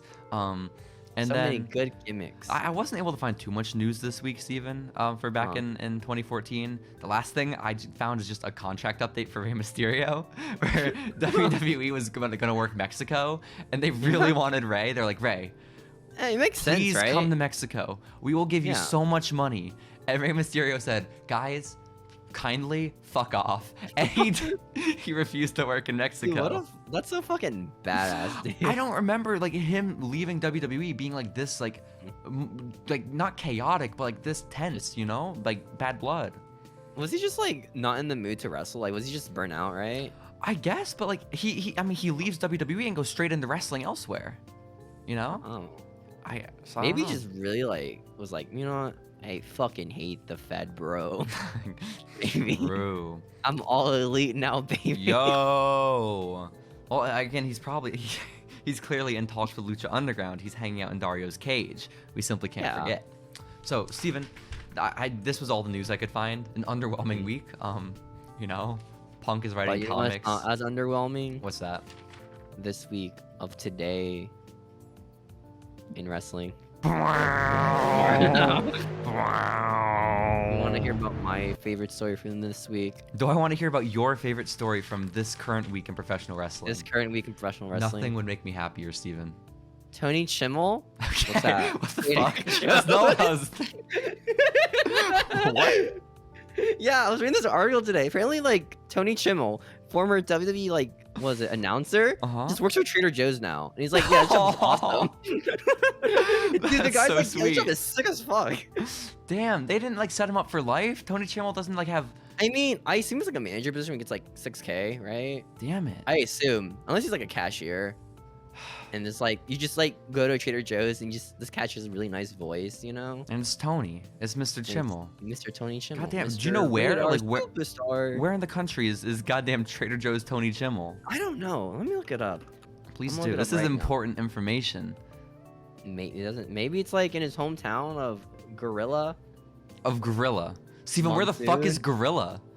Steven, where's Gorilla? It just says Gorilla. It does not. There's no way it says Tony Chimmel's hometown is Gorilla. Oh no, it said Gorilla Monsoon owned part of the business. Okay. Trader Joe's? Yeah. No, no, he did not. Really fucking Gorilla Monsoon's part of Trader Joe's now. Steven, what do you read? You're on kayfabenews.com, you know? You're on kayfabe commentary. No, I'm not on kayfabe news. This is a real thing. Tony Chim just works at Trader Joe's after COVID happened. You're definitely on kayfabe news. No, I'm not. You're definitely on kayfabe news. There's no way. Kayfabe news. Gorilla Monsoon does not hold equity in Trader Joe's. Okay. It just popped up. I thought Gorilla Monsoon was like a like a city for a bit. Okay. Like it in real life. Like for shoot, Steven thought, like as a little kid, for you were like, shoot. oh, you know. But yeah, here's the article about it that I Okay. found on WrestleZone. That was my favorite story of this week. Okay, thank you for that, That was Steven. very cute. Mm-hmm. It's gonna really suck to edit. It's No. gonna really... It'll be awesome. Well, Steven, let's also talk about AEW Dynamite from this week, okay? I just sort of have it as one news topic because a lot happened. Which we talked about debuts earlier, which Tony loves his debuts, you know? Tony loves his debuts. Every week. Every week, baby. So this week, we got the debut of Buddy Matthews. Wow. Wow. Wow, Buddy Matthews. I love Buddy Matthews. You had a match with Okada? Uh-huh. That's cool. Basically, El Triángulo de la Muerte, Stephen, was fighting the Kings of the Black Throne. Very cool names for both teams, by the way. King of the Black Throne? What is that name? I don't fucking know. What is El Triángulo de la Muerte? Huh? Did they already have a name for like their team already for Phoenix and Penta? The Lucha Bros? Yeah. Yeah, but Phoenix is out right now. It was just Penta and it was Neville, or Pac. Oh. So it was Pac and Penta versus the Kings of the Black Throne. The Kings of the Black Throne, dude. And I guess the Kings of the Black Throne have a new member, another king added, where Buddy Matthews debuted, where like the lights went out and he popped up while they were doing a post-match beatdown on Penta and Pac. Why is every debut gets the blackout lights? Yo, I because feel it's like so nowadays. cool. You know, Buddy Matthews has those powers. Buddy Matthews, Yeah. what's his gimmick? What do you Is he like mean? a sorcerer now? Hell yeah. Where he just turns off the lights? What do you mean? No, he's the king of the Black Throne. It's obvious he has spooky powers, okay? Because he's like teasing it like, oh, he's gonna help Pac and Penta, and He's even like dressed up. He's just Buddy Matthews. I mean, yeah, he's just in his WWE gear, and then basically the same gimmick he did with like the Seth Rollins one, where he's like his apprentice. I guess, but because Malachi Black pisses himself when Buddy shows up. Okay, he falls onto the floor and it's like he's pleading him off, right, or begging him off. And he never lost one match to him, did he? I don't really remember. Like they kept playing it like, oh, these two have so much history. Like, I guess like they fought They were like like at TLC or something, but who cares? No, but like if I remember correctly, Malachi Black just beat him in like every match they had ever. I mean, I would believe that, yeah. But like, I don't know. But cool, Buddy Matthews is big in pickup. AEW. I'm so happy that they decided to do Jay White on the same show as Keith Lee in the lamest way possible last week. Mhm. Where he just walks in the frame and is like, hey guys, it's me, Jay White. Hey, and guys. just leaves. It's such a lame debut.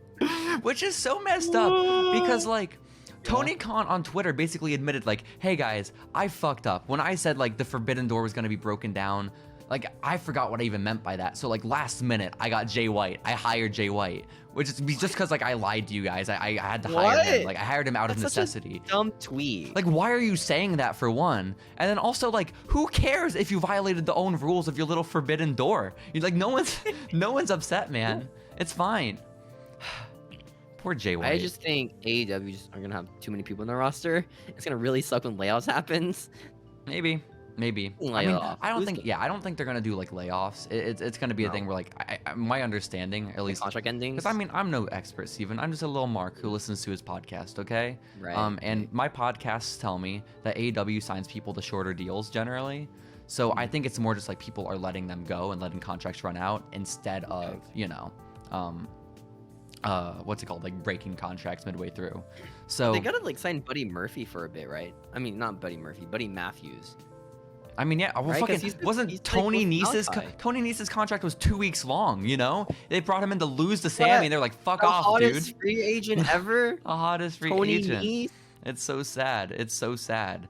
But Steven, okay, that Buddy Matthews debut is very cool, awesome, cool. Wow. But also, this episode of Dynamite was pretty sick, honestly, because I'm looking to one segment in particular, and that is when MJF came out, okay, and he had his promo. And we talked a little bit about this like the other day, but I'm going to talk about it again because MJF, he comes out to the ring, and this is after last week where CM Punk had the little photo of them two at an autograph signing back when MJF was like a little kid, right?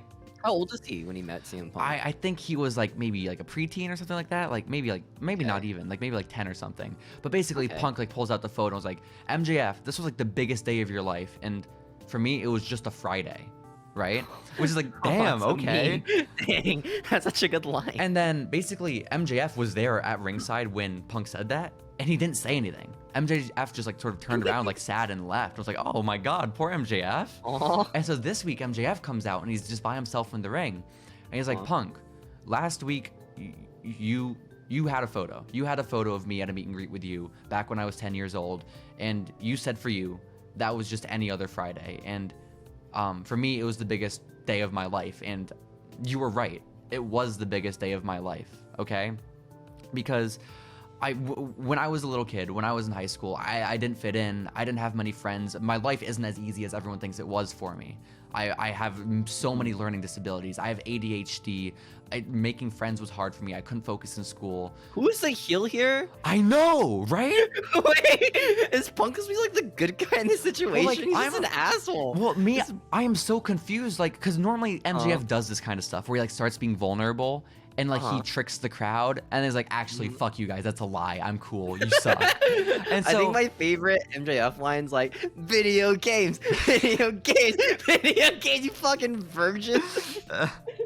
But basically, MJF is listing off all this stuff, and I'm a little confused. I'm like, clearly this is a bait and switch. Clearly he's gonna be like, haha, you guys are losers. But he's like, and like my life sucked. But in high school, I was one of like 2 Jewish kids to try out for the football team, and like the crowd was like, woo! It was like, yeah, we got some Jews in the house, and the crowd went crazy. The Jewish community. Hell yeah. Hell yeah. The Jewish community, and he ends up talking about like, and I made the football team, and I loved football. I became linebacker, and I was excited. And that next day at school, that Friday, I was pumped because it was my first day on the team, and my teammates were coming up to me, and I again, like, I thought I was gonna be able to make friends, and I was so excited about that. But all my teammates, they had these like rolls of quarters in their hands, and what they decided to do was to take those quarters and throw them at me as hard as they possibly could. And then they said, pick them up, Jew boy. And then the crowds like popped when he said that a little bit. Not like a big pop, but like you could hear people cheering. I was like, what? Guys, Wait, they no. cheered for him like coming out, or cheered for him like getting hit by quarters? Cheered for him getting hit by quarters and being called that. Who's the heel here? Exactly, but the audience is sort of, I think, on the same wavelength I was a little bit ago, where it's like clearly MJF is gonna like do a bait and switch, but at this point I'm like, no, he can't do that. That's a slur, right? Like he just said a slur. He's like recounting a traumatic experience, and then he basically is like, he's like, but you know what? That was school, and I was fine, okay? I was able to get over it because I knew later that day I was going to meet my hero. I was going to meet my favorite professional wrestler. I was going to meet CM Punk at an autograph signing. And he basically makes it out to be like this really big deal for him. And it's like, yeah, that was the biggest day of his life. And it's kind of shitty of Punk to be like so dismissive about it. And he's like, he goes on to explain a bunch of other stuff about how basically when Punk quit on wrestling, so did MJF. That man was his hero. And so when he saw that Punk, the best in the world, couldn't like cut it, what were the odds that MJF, some short guy, some short Jewish kid, I mean, yeah, MJF's pretty short. Is he? I don't know. Steven, he's probably like shorter than me. I have to be honest. Yeah. He's like jacked though, dude. He is. He's pretty jacked. But the thing is, like, how can a kid like me, this kid getting quarters launched at him and like bullied on the football team, if CM Punk can't make it, the best in the world can't make it, how the hell am I supposed to? And so he stopped pursuing wrestling. Until like one day in college, he saw a photo of Punk and Daniel Bryan shaking hands and blah, blah, blah, blah, and eventually got back into it. But basically saying that, Punk, you gave up on wrestling, and you know what? Like, I'm not here to be like, oh, I hate you for that. Ha, like, why'd you leave? You quitter. It's like, no, you let me down, and you let down thousands and thousands of other people just like me. I quit on my dreams because of you. Oh my gosh. And yeah, what is this promo? I know. It's insane. It's absolutely insane. And so he's like, and when we're in a dog collar match, when we have our dog collar match at a Double or Nothing or Revolution, whatever the pay-per-view is, Punk, I'm not going to quit. I'm not going to lose. I'm not going to quit because that makes me as good as you. Okay, that puts me on your level, and I'm not a quitter. And so this is basically the promo. Such like a face promo right here. And then, oh my god, dude. And then it's like 2012 John Cena promo. CM Punk comes out and they don't do the music. Like they don't do anything. Like CM Punk like is like not storming to the ring, but like he's like speed walking to the ring. and he's like and he like puts his arm he puts his hands out to MJF and he's like, is that true? But he's not on microphone or anything. He's just asking him, right? Is that true? And like you sort of hear him from like the camera mic, and MJF like sort of mouths to him, "It's true." And then he turns around and walks out of the ring. And that's the segment. What the fuck? I know. And then Steven, That's so weird. Steven, that's the segment. Then they cut to commentary where it's Tony Schiavone, JR, and Excalibur, and it's Tony Schiavone, and he's like, I never thought I'd say this, but I kind of feel bad for the kid. Like, you know, ADHD is a real problem. ADHD? Was that what he got from the promo? And Tony's like, yeah, ADHD, man. I gotta cure it. My son, he struggles with ADHD too, and it's like, it's a very serious problem for kids these days. What and it's is like autism speak kind of like thing right here?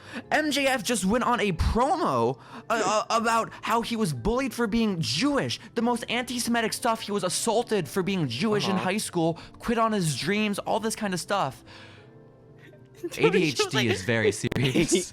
He's got. Yeah, I can't believe he's got ADHD. What? That's crazy. Oh my god. But that's insane. Minus Tony Schiavone being fucking crazy. It was a great segment. Like MJF killed it. Like honestly. Good for MJF. I don't know. Like I'm kind of mixed on him sometimes. Like sometimes the promos are really good, and sometimes they're just really lame. I would agree wholeheartedly. You know? Yeah. I assure you, this was a very good one. It was a very good one. Yeah. I liked his entrance when he made out with that one girl. Oh, hell yeah. That's a pretty badass entrance. That is badass. And then another promo that happened on Dynamite that week, Steven, was Eddie Kingston and Chris Jericho, where basically it's confirmed that the two of them are also going to be fighting at the pay-per-view, like one-on-one. No, that sounds awesome. What? Yeah.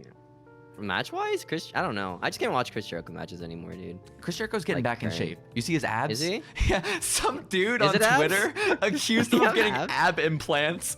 They took a screen. He was like, reports are all pointing to Chris Jericho getting ab implants in a photo of the abs. Yeah. Chris Jericho responded like, fuck off, dude. No, they're not. Well, are they? No, they can't be. Chris Jericho can't get ab implants, right? No, I don't know. Oh, I hope not. I don't know. I remember like this one time he posts like a selfie of him like tucking in his stomach. Oh, I remember that's possible. Oh, poor Chris. I feel bad for Chris. That guy's hitting like his like 50s, right? Yeah, he must be like having crises right now. He is. He wants to be young, you know. He wants to start all his catchphrases. GFY. It's so funny, Steven, that Chris Jericho tried to get the catchphrase GFY going, right, on Dynamite, and then the very next week, Jon Moxley returns from like being away for months, and the first thing he says is, "Yo, that guy can go fuck himself." Takes all the steam out of Chris Jericho's thing. Poor Jericho. That's awesome. That's so cool. But no, I think Kingston versus Jericho should be cool. And basically the story there, and also the promo, like the back and forth they had on Dynamite was really good. Like I would recommend checking that out too. Where basically Jericho's like, Eddie, like I like everyone was so excited about you when it was announced that you were signing with AEW. Like all the boys in the locker room loved you. And honestly, I didn't know who the hell they were talking about. I thought they meant Eddie Edwards. Which I was like, okay, that's Eddie Edwards is all elite. Yo. And he was like, yeah, I thought you were Eddie Edwards. But then when I saw you, I was like, fuck, I don't give a shit about this guy, you know? Yeah. So many burials, just like naming other wrestlers. But then he was like, over time though, like I saw that like the crowd saw something in you, and I saw something in you, and like you were like destined to succeed, and you were destined to become a babyface. And Eddie Kingston was like, what the fuck's a babyface? Which I thought was pretty funny. What the fuck? Yeah. I like his like theme. I think his theme is pretty cool. Eddie Kingston's? Yeah. Hell yeah, let's go. Pretty badass. What do you think about Judas, Steven? Judas. Uh-huh. Dude, they tried so hard to put that song. Dude, Chris Jericho's like main thing right now is, hey guys, I'm in a band. Hey guys. Did you know that? Hey guys, I'm in a band. Did you and know I I'm in got a some band, ab guys? implants, you know? Yo. That's awesome. Oh, Jericho. I feel so bad for the man, but okay. I mean, dude, he's like rich. He's super rich. I don't know. I guess. You see his son? His son's gonna be a star one day, Steven. Is he? Yeah, is he is. Or is he like sports? He's in football right now, you know, but he's. I assume he'll be a wrestler eventually. But the story between Jericho and Kingston is that Jericho is saying, Eddie, the reason you haven't succeeded yet, you know, isn't because like you're afraid of failure, right? Like the reason you haven't hit it big, the reason you're not the star you want to be isn't because you're afraid of failing. The reason is because you're afraid of succeeding. Because you know the moment that you do succeed, the moment you do reach the top, you're gonna fall right off the other end. You know, you're not gonna be able to sustain it. It'll be a blimp in time, you know, or a blip in time. And Eddie Kingston's like, fuck off. And then they're gonna fight. So, you know. Yo. Yeah. When does this pay-per-view happen again? I think like March 6th or something. It's beginning of March. Yeah. That's Saturday, I'm pretty sure. So it should be fun. But that was basically what I had for AEW. Oh, and then also Swerve signed with AEW. I don't think we talked about that last week. That's is badass. Is it part of the Boy Club too, or is that someone else? I don't know. So. No, because he fought Jay White. But also Jay White turned on Tama Tonga, I think. So I have no clue. Oh, so is Jay White no longer part of the Bullet Club now, or? I have no fucking clue, Steven. It's all so confusing. Do people still care about the Bullet Club in 2022? No. People haven't cared about Bullet Club since September of 2018. You know, like it's just, it's unfortunate, but that's how it went. Yeah. This whole company's whole thing is started from the Bullet Club. I just thought it was so funny. Yeah, I mean, yeah. Good for them, though. Good for them. So, also, this past Sunday, Elimination Chamber happened over in Saudi Arabia. Yeah, let's go. Actually, I don't even. Saudi Arabians, dude. Yeah, I don't know if it was on Sunday, actually. It might have been like Saturday. I think it was Saturday. I think it was Saturday. No clue. I'm pretty sure. But Elimination Chamber happened, and like, we have a new WWE champion. Yo, Brock Lesnar's now like defeated every black world champion in the WWE. In history. In history. Well, they tried protecting Lashley by making him have like a shoot concussion. Like, in the match. They tried protecting Lashley by giving him a shoot concussion. So what happened was like Seth Rollins did this like powerbomb thing, right, against Lashley's pod, and he was in the pod, right, and Lashley's like, oh, I can't wrestle anymore, guys. And that's why they brought off Lashley. So like, they made him look like a fucking bitch. Well, he never got pinned or submitted in the chamber. But he still looks like a bitch. Yeah, that's crazy. I mean, he's a champion, I get it, but like they flew him to Saudi Arabia to like be pulled from a match like that quickly. That's crazy. Poor Lashley, man. Insane. Poor Lashley. But I mean, the match, like, because I said last week on the podcast that whether or not Cody debuts at WrestleMania or fights for the title at Mania is going to depend on the result of this match, right? Like, or whether or not Cody debuts at Mania, I think was going to depend on the match. Where if Brock ends up winning it and there's no WWE Championship match, then like Cody can debut whenever. It really doesn't matter, right? But I thought like if someone else had the title, then we obviously build to Cody versus the champ. But fuck, I guess he's fighting Damian Priest now, you know? Yo, dude, I can't wait, dude, for the American Nightmare to become the U.S. champion. Is that?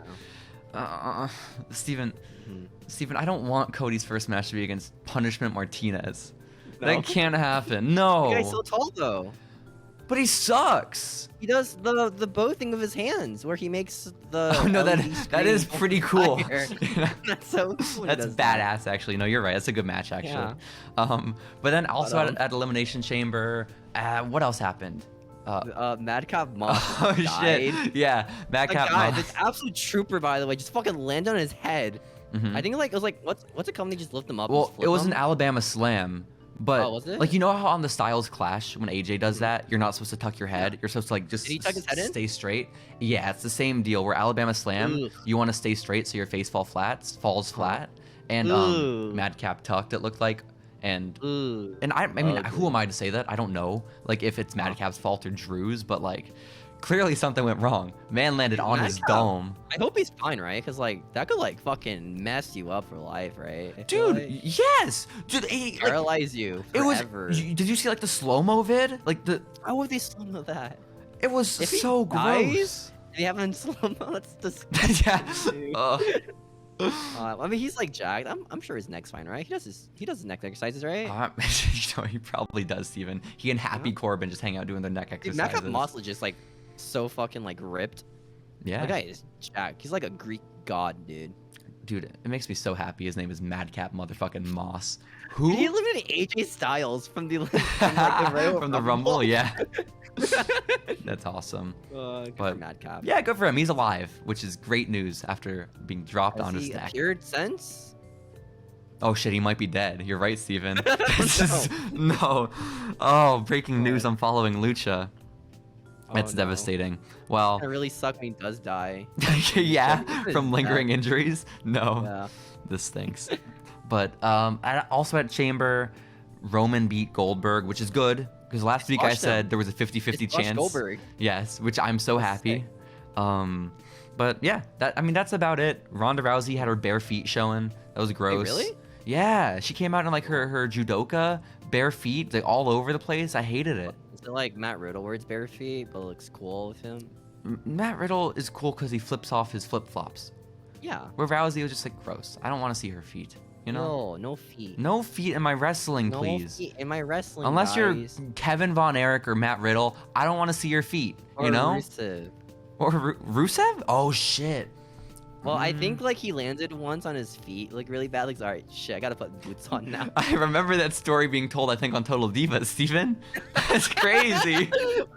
Diva shoot. I That's think sick, dude. so. That's awesome. Unironically, Total Divas was the best thing for like not kayfabe WWE. That's insane. to me. Hell yeah, it was. Oh my god. Because there was no kayfabe in Total Divas. It was a shoot. Yeah. 100% of the time. Natalia just hates Summer My Rae. favorite. Not only did Natalia hate Summer Rae, she hated her husband. Okay? Aw. She hated TJ. The day of their Aw. wedding, they were so unhappy.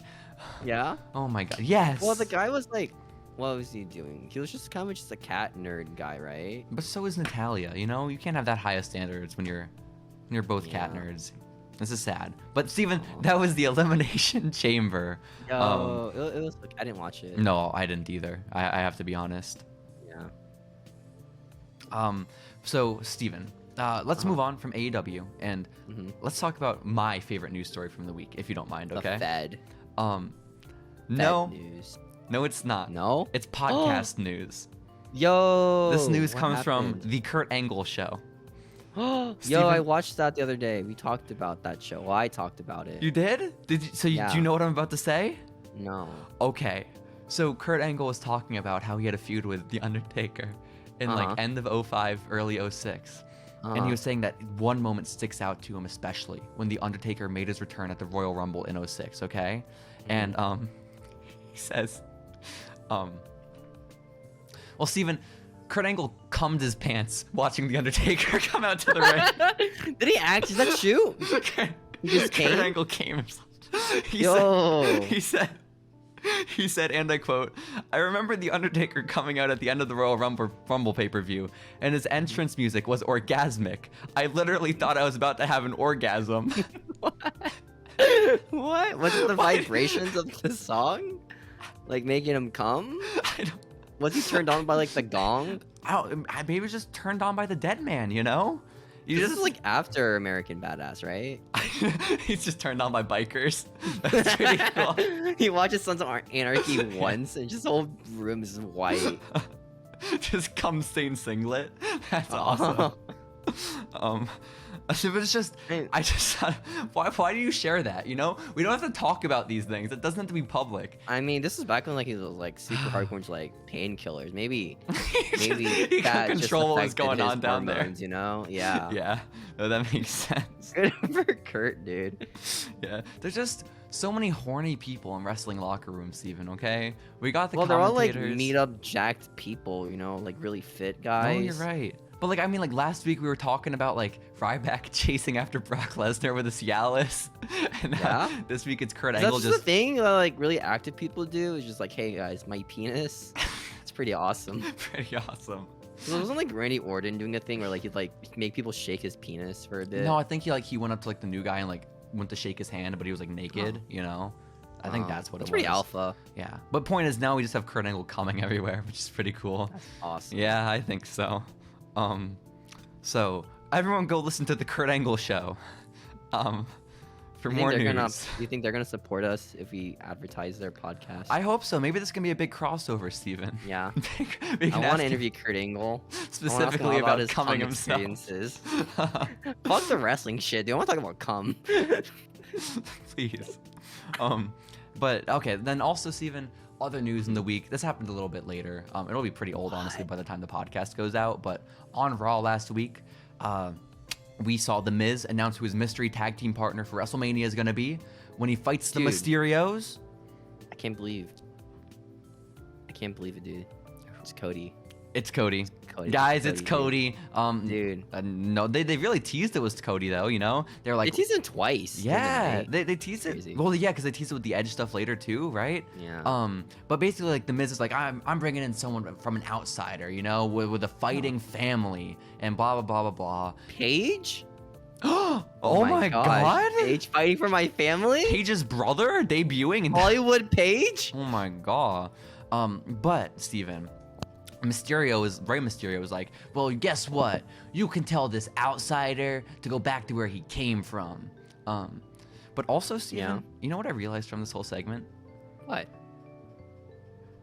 And Rey Mysterio used to be one of my favorite wrestlers. Dominic Mysterio. I think he's everyone's favorite wrestler, Ray, right? Is one of my favorite wrestlers as well. Really? Dominic? Uh-huh. Is he just like a nerd or like... Just fucking so lame. But, Steven, he's so fucking lame. Everything that hook is, you know, it was with Dominic's potential. But how do you like go on from here, like future plan wise?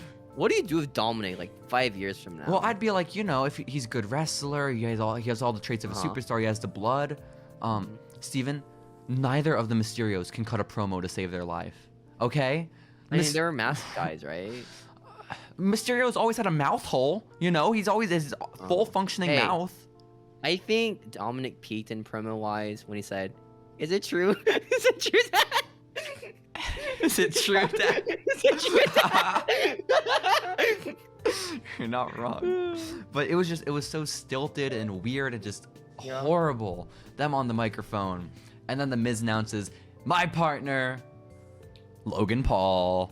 Yo, Mr. Force himself. Let's go. And the sad thing is, Logan Paul just outshined the Mysterios in every way. Well, yeah, that guy's so good at talking. So good at talking, and then also beat the shit. He looks more like a star than like everyone on the roster. Like legit, that guy's in shape too. Yeah. Compared to like most people in AEW. It's a little sad. But compared to Adam Cole, dude, Logan Paul looks legit like an actual wrestler. It's kind of scary. But you know what this means, Steven? What does it mean? We're gonna get to see Logan Paul fight at WrestleMania. Yo, that's awesome. I like what they did with Logan Paul because like I think he's like a legit wrestling fan too, and does like high school wrestling, right? And I like when they debuted. His first appearance was like a face, right? But everyone just booed him. So WWE was like, you know what? People fucking hate this guy. Exactly. Let's make him a heel. They caught on a year later, you know. And it works. Yeah, it works. Which, by the way, I didn't know this until I was listening to something the other day. But apparently, Logan Paul, like around the time he did the WrestleMania appearance last year, when he went on his own podcast, he stayed in kayfabe. He hasn't broke. He insists that everything was real. He's like, yeah, they didn't tell me that Kevin Owens was gonna stun me. He just hit me with it out of nowhere. And no, that's badass, dude. I respect. That's awesome. Especially because his audience is all 12-year-olds. Dude, They believe him. Dude, Logan Paul is keeping kayfabe alive, dude. He's single-handedly saving the business. This is fucked. Yo, I'm a Maverick, bro, okay? I'm buying his merch right now. Yo, speaking of Maverick, by the way, this wasn't on my list, but Drake Maverick got signed with WWE again for like the third time this year. Yeah, he's working on the creative team. Is he wrestling? No, he's on creative. Oh, so he's not wrestling. I liked his 24/7 title thing. That was pretty funny. Yeah. About him having sex with his wife. Oh my God, I forgot about that. Renee Michelle. Yeah. Oh like the whole story was like, I want to have sex with my wife, but I can't because I don't have the title. I'm a failure. Yeah. That's awesome. That was great. But aside from Raw, Steven, earlier this week as well, over on Wrestling Observer Radio, Kenny Omega was a guest of Dave Meltzer's, and they just did like a 40-minute interview just talking about life. And Kenny was like, yo, I am still so fucked up, and I'm taking way longer to heal than I thought. Like, I thought I was going to be back in February, and it's not even close. Which, like, okay, that's crazy. That's crazy. It's a sign. But most importantly, we got some Cody updates, okay? This is what we've been waiting for. Did he make a promo about how he left sports entertainment in 2016? Yeah.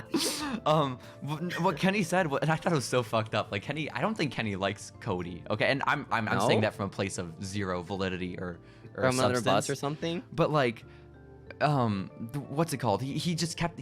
Kenny was saying that it's so weird that Cody, out of all people, is the one who left AEW, because he was always so much more anti WWE than like any of us were. He was always so much like us versus them than like the Bucks or me. So it's like, it's just weird that he's the one leaving. You know, just like. I mean, fuck Cody, man. And then he was like, Omega. and then Meltzer was asking about like, well, why do you think he left? Blah blah blah blah blah. And Kenny was like, well, it probably wasn't money. Cody isn't like a guy motivated by money. But honestly, I can't tell you what he was thinking. He's not the kind of guy I'd like go have a soda with. It's Oh like, my gosh. I thought you guys were friends. You're breaking my heart. Dude, Cody's getting buried by Kenny so hard. I know. They won't have Crazy. It's sodas like that one together. shoot promo by Simon Gotch against Enzo. This is the equivalent of it. That's awesome. And then basically too, Cody later in an interview that week, I think also with Wrestling Observer, said that there's a lot of misinformation going around. So I don't know who that's directed toward. dude, probably us at Following Lucha. I can't wait for like 2 years from now when we hear about all the drama backstage. Yeah, because I guess like there was dude. I mean, again, this is probably more the misinformation that we're spreading, but I guess there was like an agreement between Tony and Cody that they wouldn't talk about the negotiations, like just mutually they weren't going to discuss NDA them. stuff, right? I assume. I don't think it was an NDA. It was probably just like, hey, let's not discuss this, you know? Yeah, it's very professional. But basically, all Cody would say is, I left the territory. It was my time to leave. So, whatever. Are they gonna cancel like the Go Big show now, or is he gonna replace Cody in it? They'll probably replace him because that's more of a what's it called? Like TBS product. Yeah. TBS? Is it Warner Bros. Who owns it? TBS, like TNT. I don't know. Warner Media. I think so. Tim Turner. Turner Media. I don't know, Steven. I don't give a shit. I don't know, man. But they could do Rose to the Top apparently. Like if again TBS doesn't like pick up the contract for Rose to the Top, like USA Network or like E could buy it, I guess. So how did they do that? Well, because imagine imagine like E or like fucking USA buying Rose to the Top. Do they like make the first season canon? That's a great question. This is a wonderful question. But yeah, like those are all the Cody updates I was able to find. Like he didn't debut unless he debuted on like Rampage tonight against like Thunder Rosa, which would be pretty cool. Could be possible. Just interrupted the contract signing. That'd be sick. It's possible. And then yeah, it's just Kenny talking like a little bit of shit, but not really. And then Cody being like, "Hey guys, I just wanted to leave," which is fair enough. Like Cody's allowed to leave, I guess. Yeah, I mean, he made the company. He did his thing, you know. Yeah. I don't know what else to add. More, Steven. I want more content. You know Give who me else more left insight. this week? Who left? Who else left? Cesaro. Yo, that was my last news story on the list, Steven. Let's go. Mr. Swiss Superman. The Swiss Cyborg? Oh, is that his? I thought it was Swiss Superman. It went back and forth when he was a heel and a face, you know? Of Oh, course. because Superman's a face. That's why. And Yeah, Cyborg makes is sense. bad That guy, makes sense. of course. Yeah. Yeah. I mean, he lasts a lot longer than like what usually people with like his like Props to thing do, Cesaro. you know? I didn't realize it. He has been around for fucking ever. He's been around since Oksana. Yeah, he's been around for 10 years. That's crazy. Like he won like one singles title in his entire career. Like I have insane. vivid memories of him cucking Teddy Long. Okay, That's a thing? Yeah, because remember Oksana wanted to like marry Teddy Long because like he was the boss and she was like sleeping with the boss, but then she convinced Teddy while she was like flirting with him and like dating him that she should bring in like this guy named Cesaro, and then she ends up dating Cesaro. Antonio Cesaro, my bad. But she speaks 5 languages. Only 5? Only 5. That's kind of lame, honestly. But I know, right? Yeah, no, Oksana totally cucked Teddy Long. It's messed up. Aw, all these cuck angles, man. The cucks never win in these cuck angles. No, never. Like they always get buried because they always look like nerds. One or of my losers. favorite cuck angles, Steven, Cucks. is Yeah. this is from a few years ago. It was when Rusev was doing all the stuff with Lana and Aiden English after they broke up the Rusev Day thing, Yeah. and Aiden English kept heavily implying that he and Lana were fucking. Okay, just like on a weekly basis, he kept like being like, "Yeah, no, we fucked." Okay, We fucked, guys. We fucked, and then It's Lana. not a Brad Maddox, Xavier Woods kind of thing. Me and Lana. Yeah, only. just the two of them. Yeah. But then there was some speculation that maybe it wasn't the two of them, maybe it was all three of them. And then What? it was more speculation that maybe it wasn't the three of them and that Rusev was specifically excluded, but it was actually Aiden English, Lana, and the rest of the SmackDown roster, just not Rusev. All having like an Rusev? Yeah. I swear this happened. Orgy of Lana. This was like late 2018, okay? Uh-huh. Because I remember being in my freshman dorm room. I mean, they did the same thing with like with what's his name, Mike Bennett with Maria. Uh-huh. That's also true with Ricochet Where being the Maria's dad. like, Maria's like, who's the father? Jesus It could be Christ. anyone in the roster. My husband that's still married to me after I just pretty much hinted that I cheated on him with other Could be people in the locker room. anyone. It could be anyone. Oh my god. But the point, the reason I had that memory is so vivid for me of the Lana and Aiden English stuff is Aiden English, for whatever reason, he decided Milwaukee was the city where he and Lana fucked. And so it was like, Milwaukee? and so like the crowd just all started chanting whenever Lana would come out, Milwaukee, Milwaukee. baby. Just- Yo, that's badass. Yeah. I like how Rusev's gimmick is either gamer, god, or fucking his wife. Gamer, god, or cuck, you know? Yeah. Pick your poison. Gamer, god, That's or cuck. crazy. Good Wow. for Rusev. Good for him. I'm sure. You're good for I'm Cesaro. sure he's doing great right now, right, Mhm. Mr. Miro?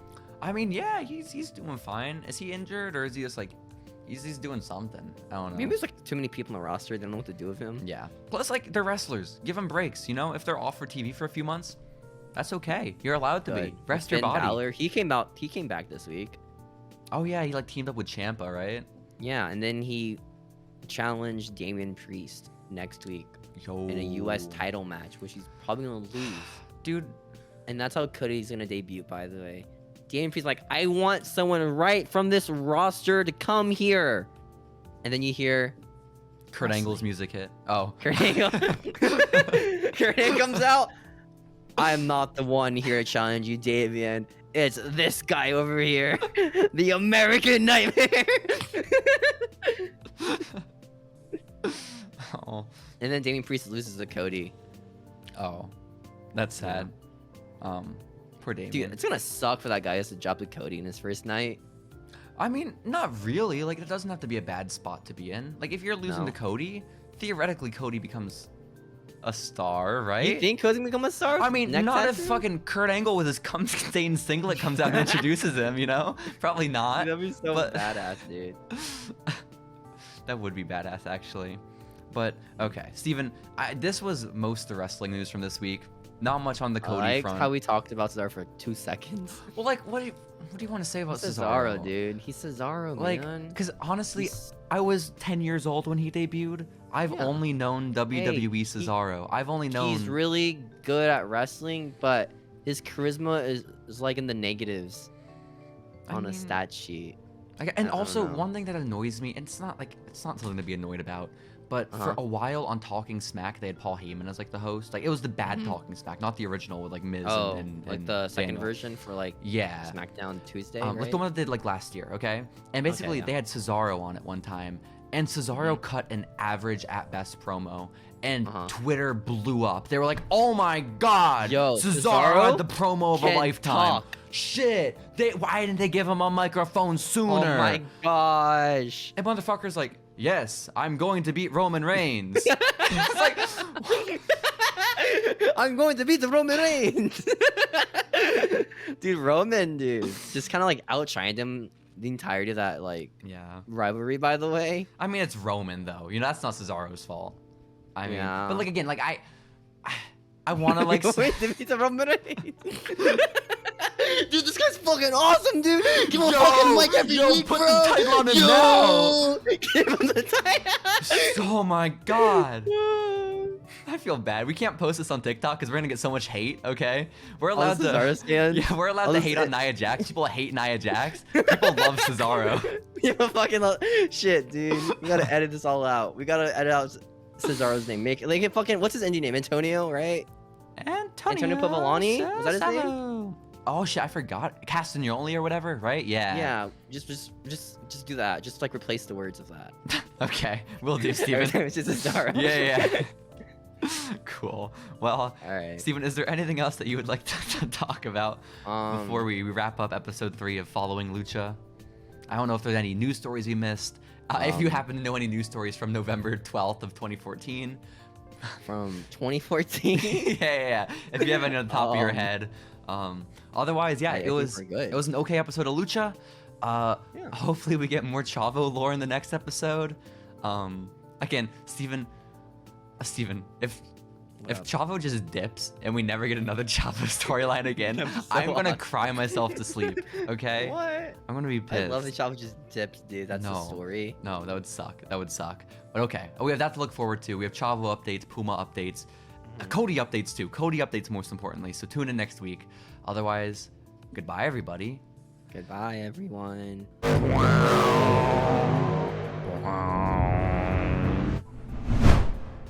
After credits. Hey guys, sorry. Hey, what up? We forgot to add a Tucker fact. Hey, did you know that he graduated from ASU with an accounting degree? I did not. That's a cool Tucker fact. Bye guys. Bye.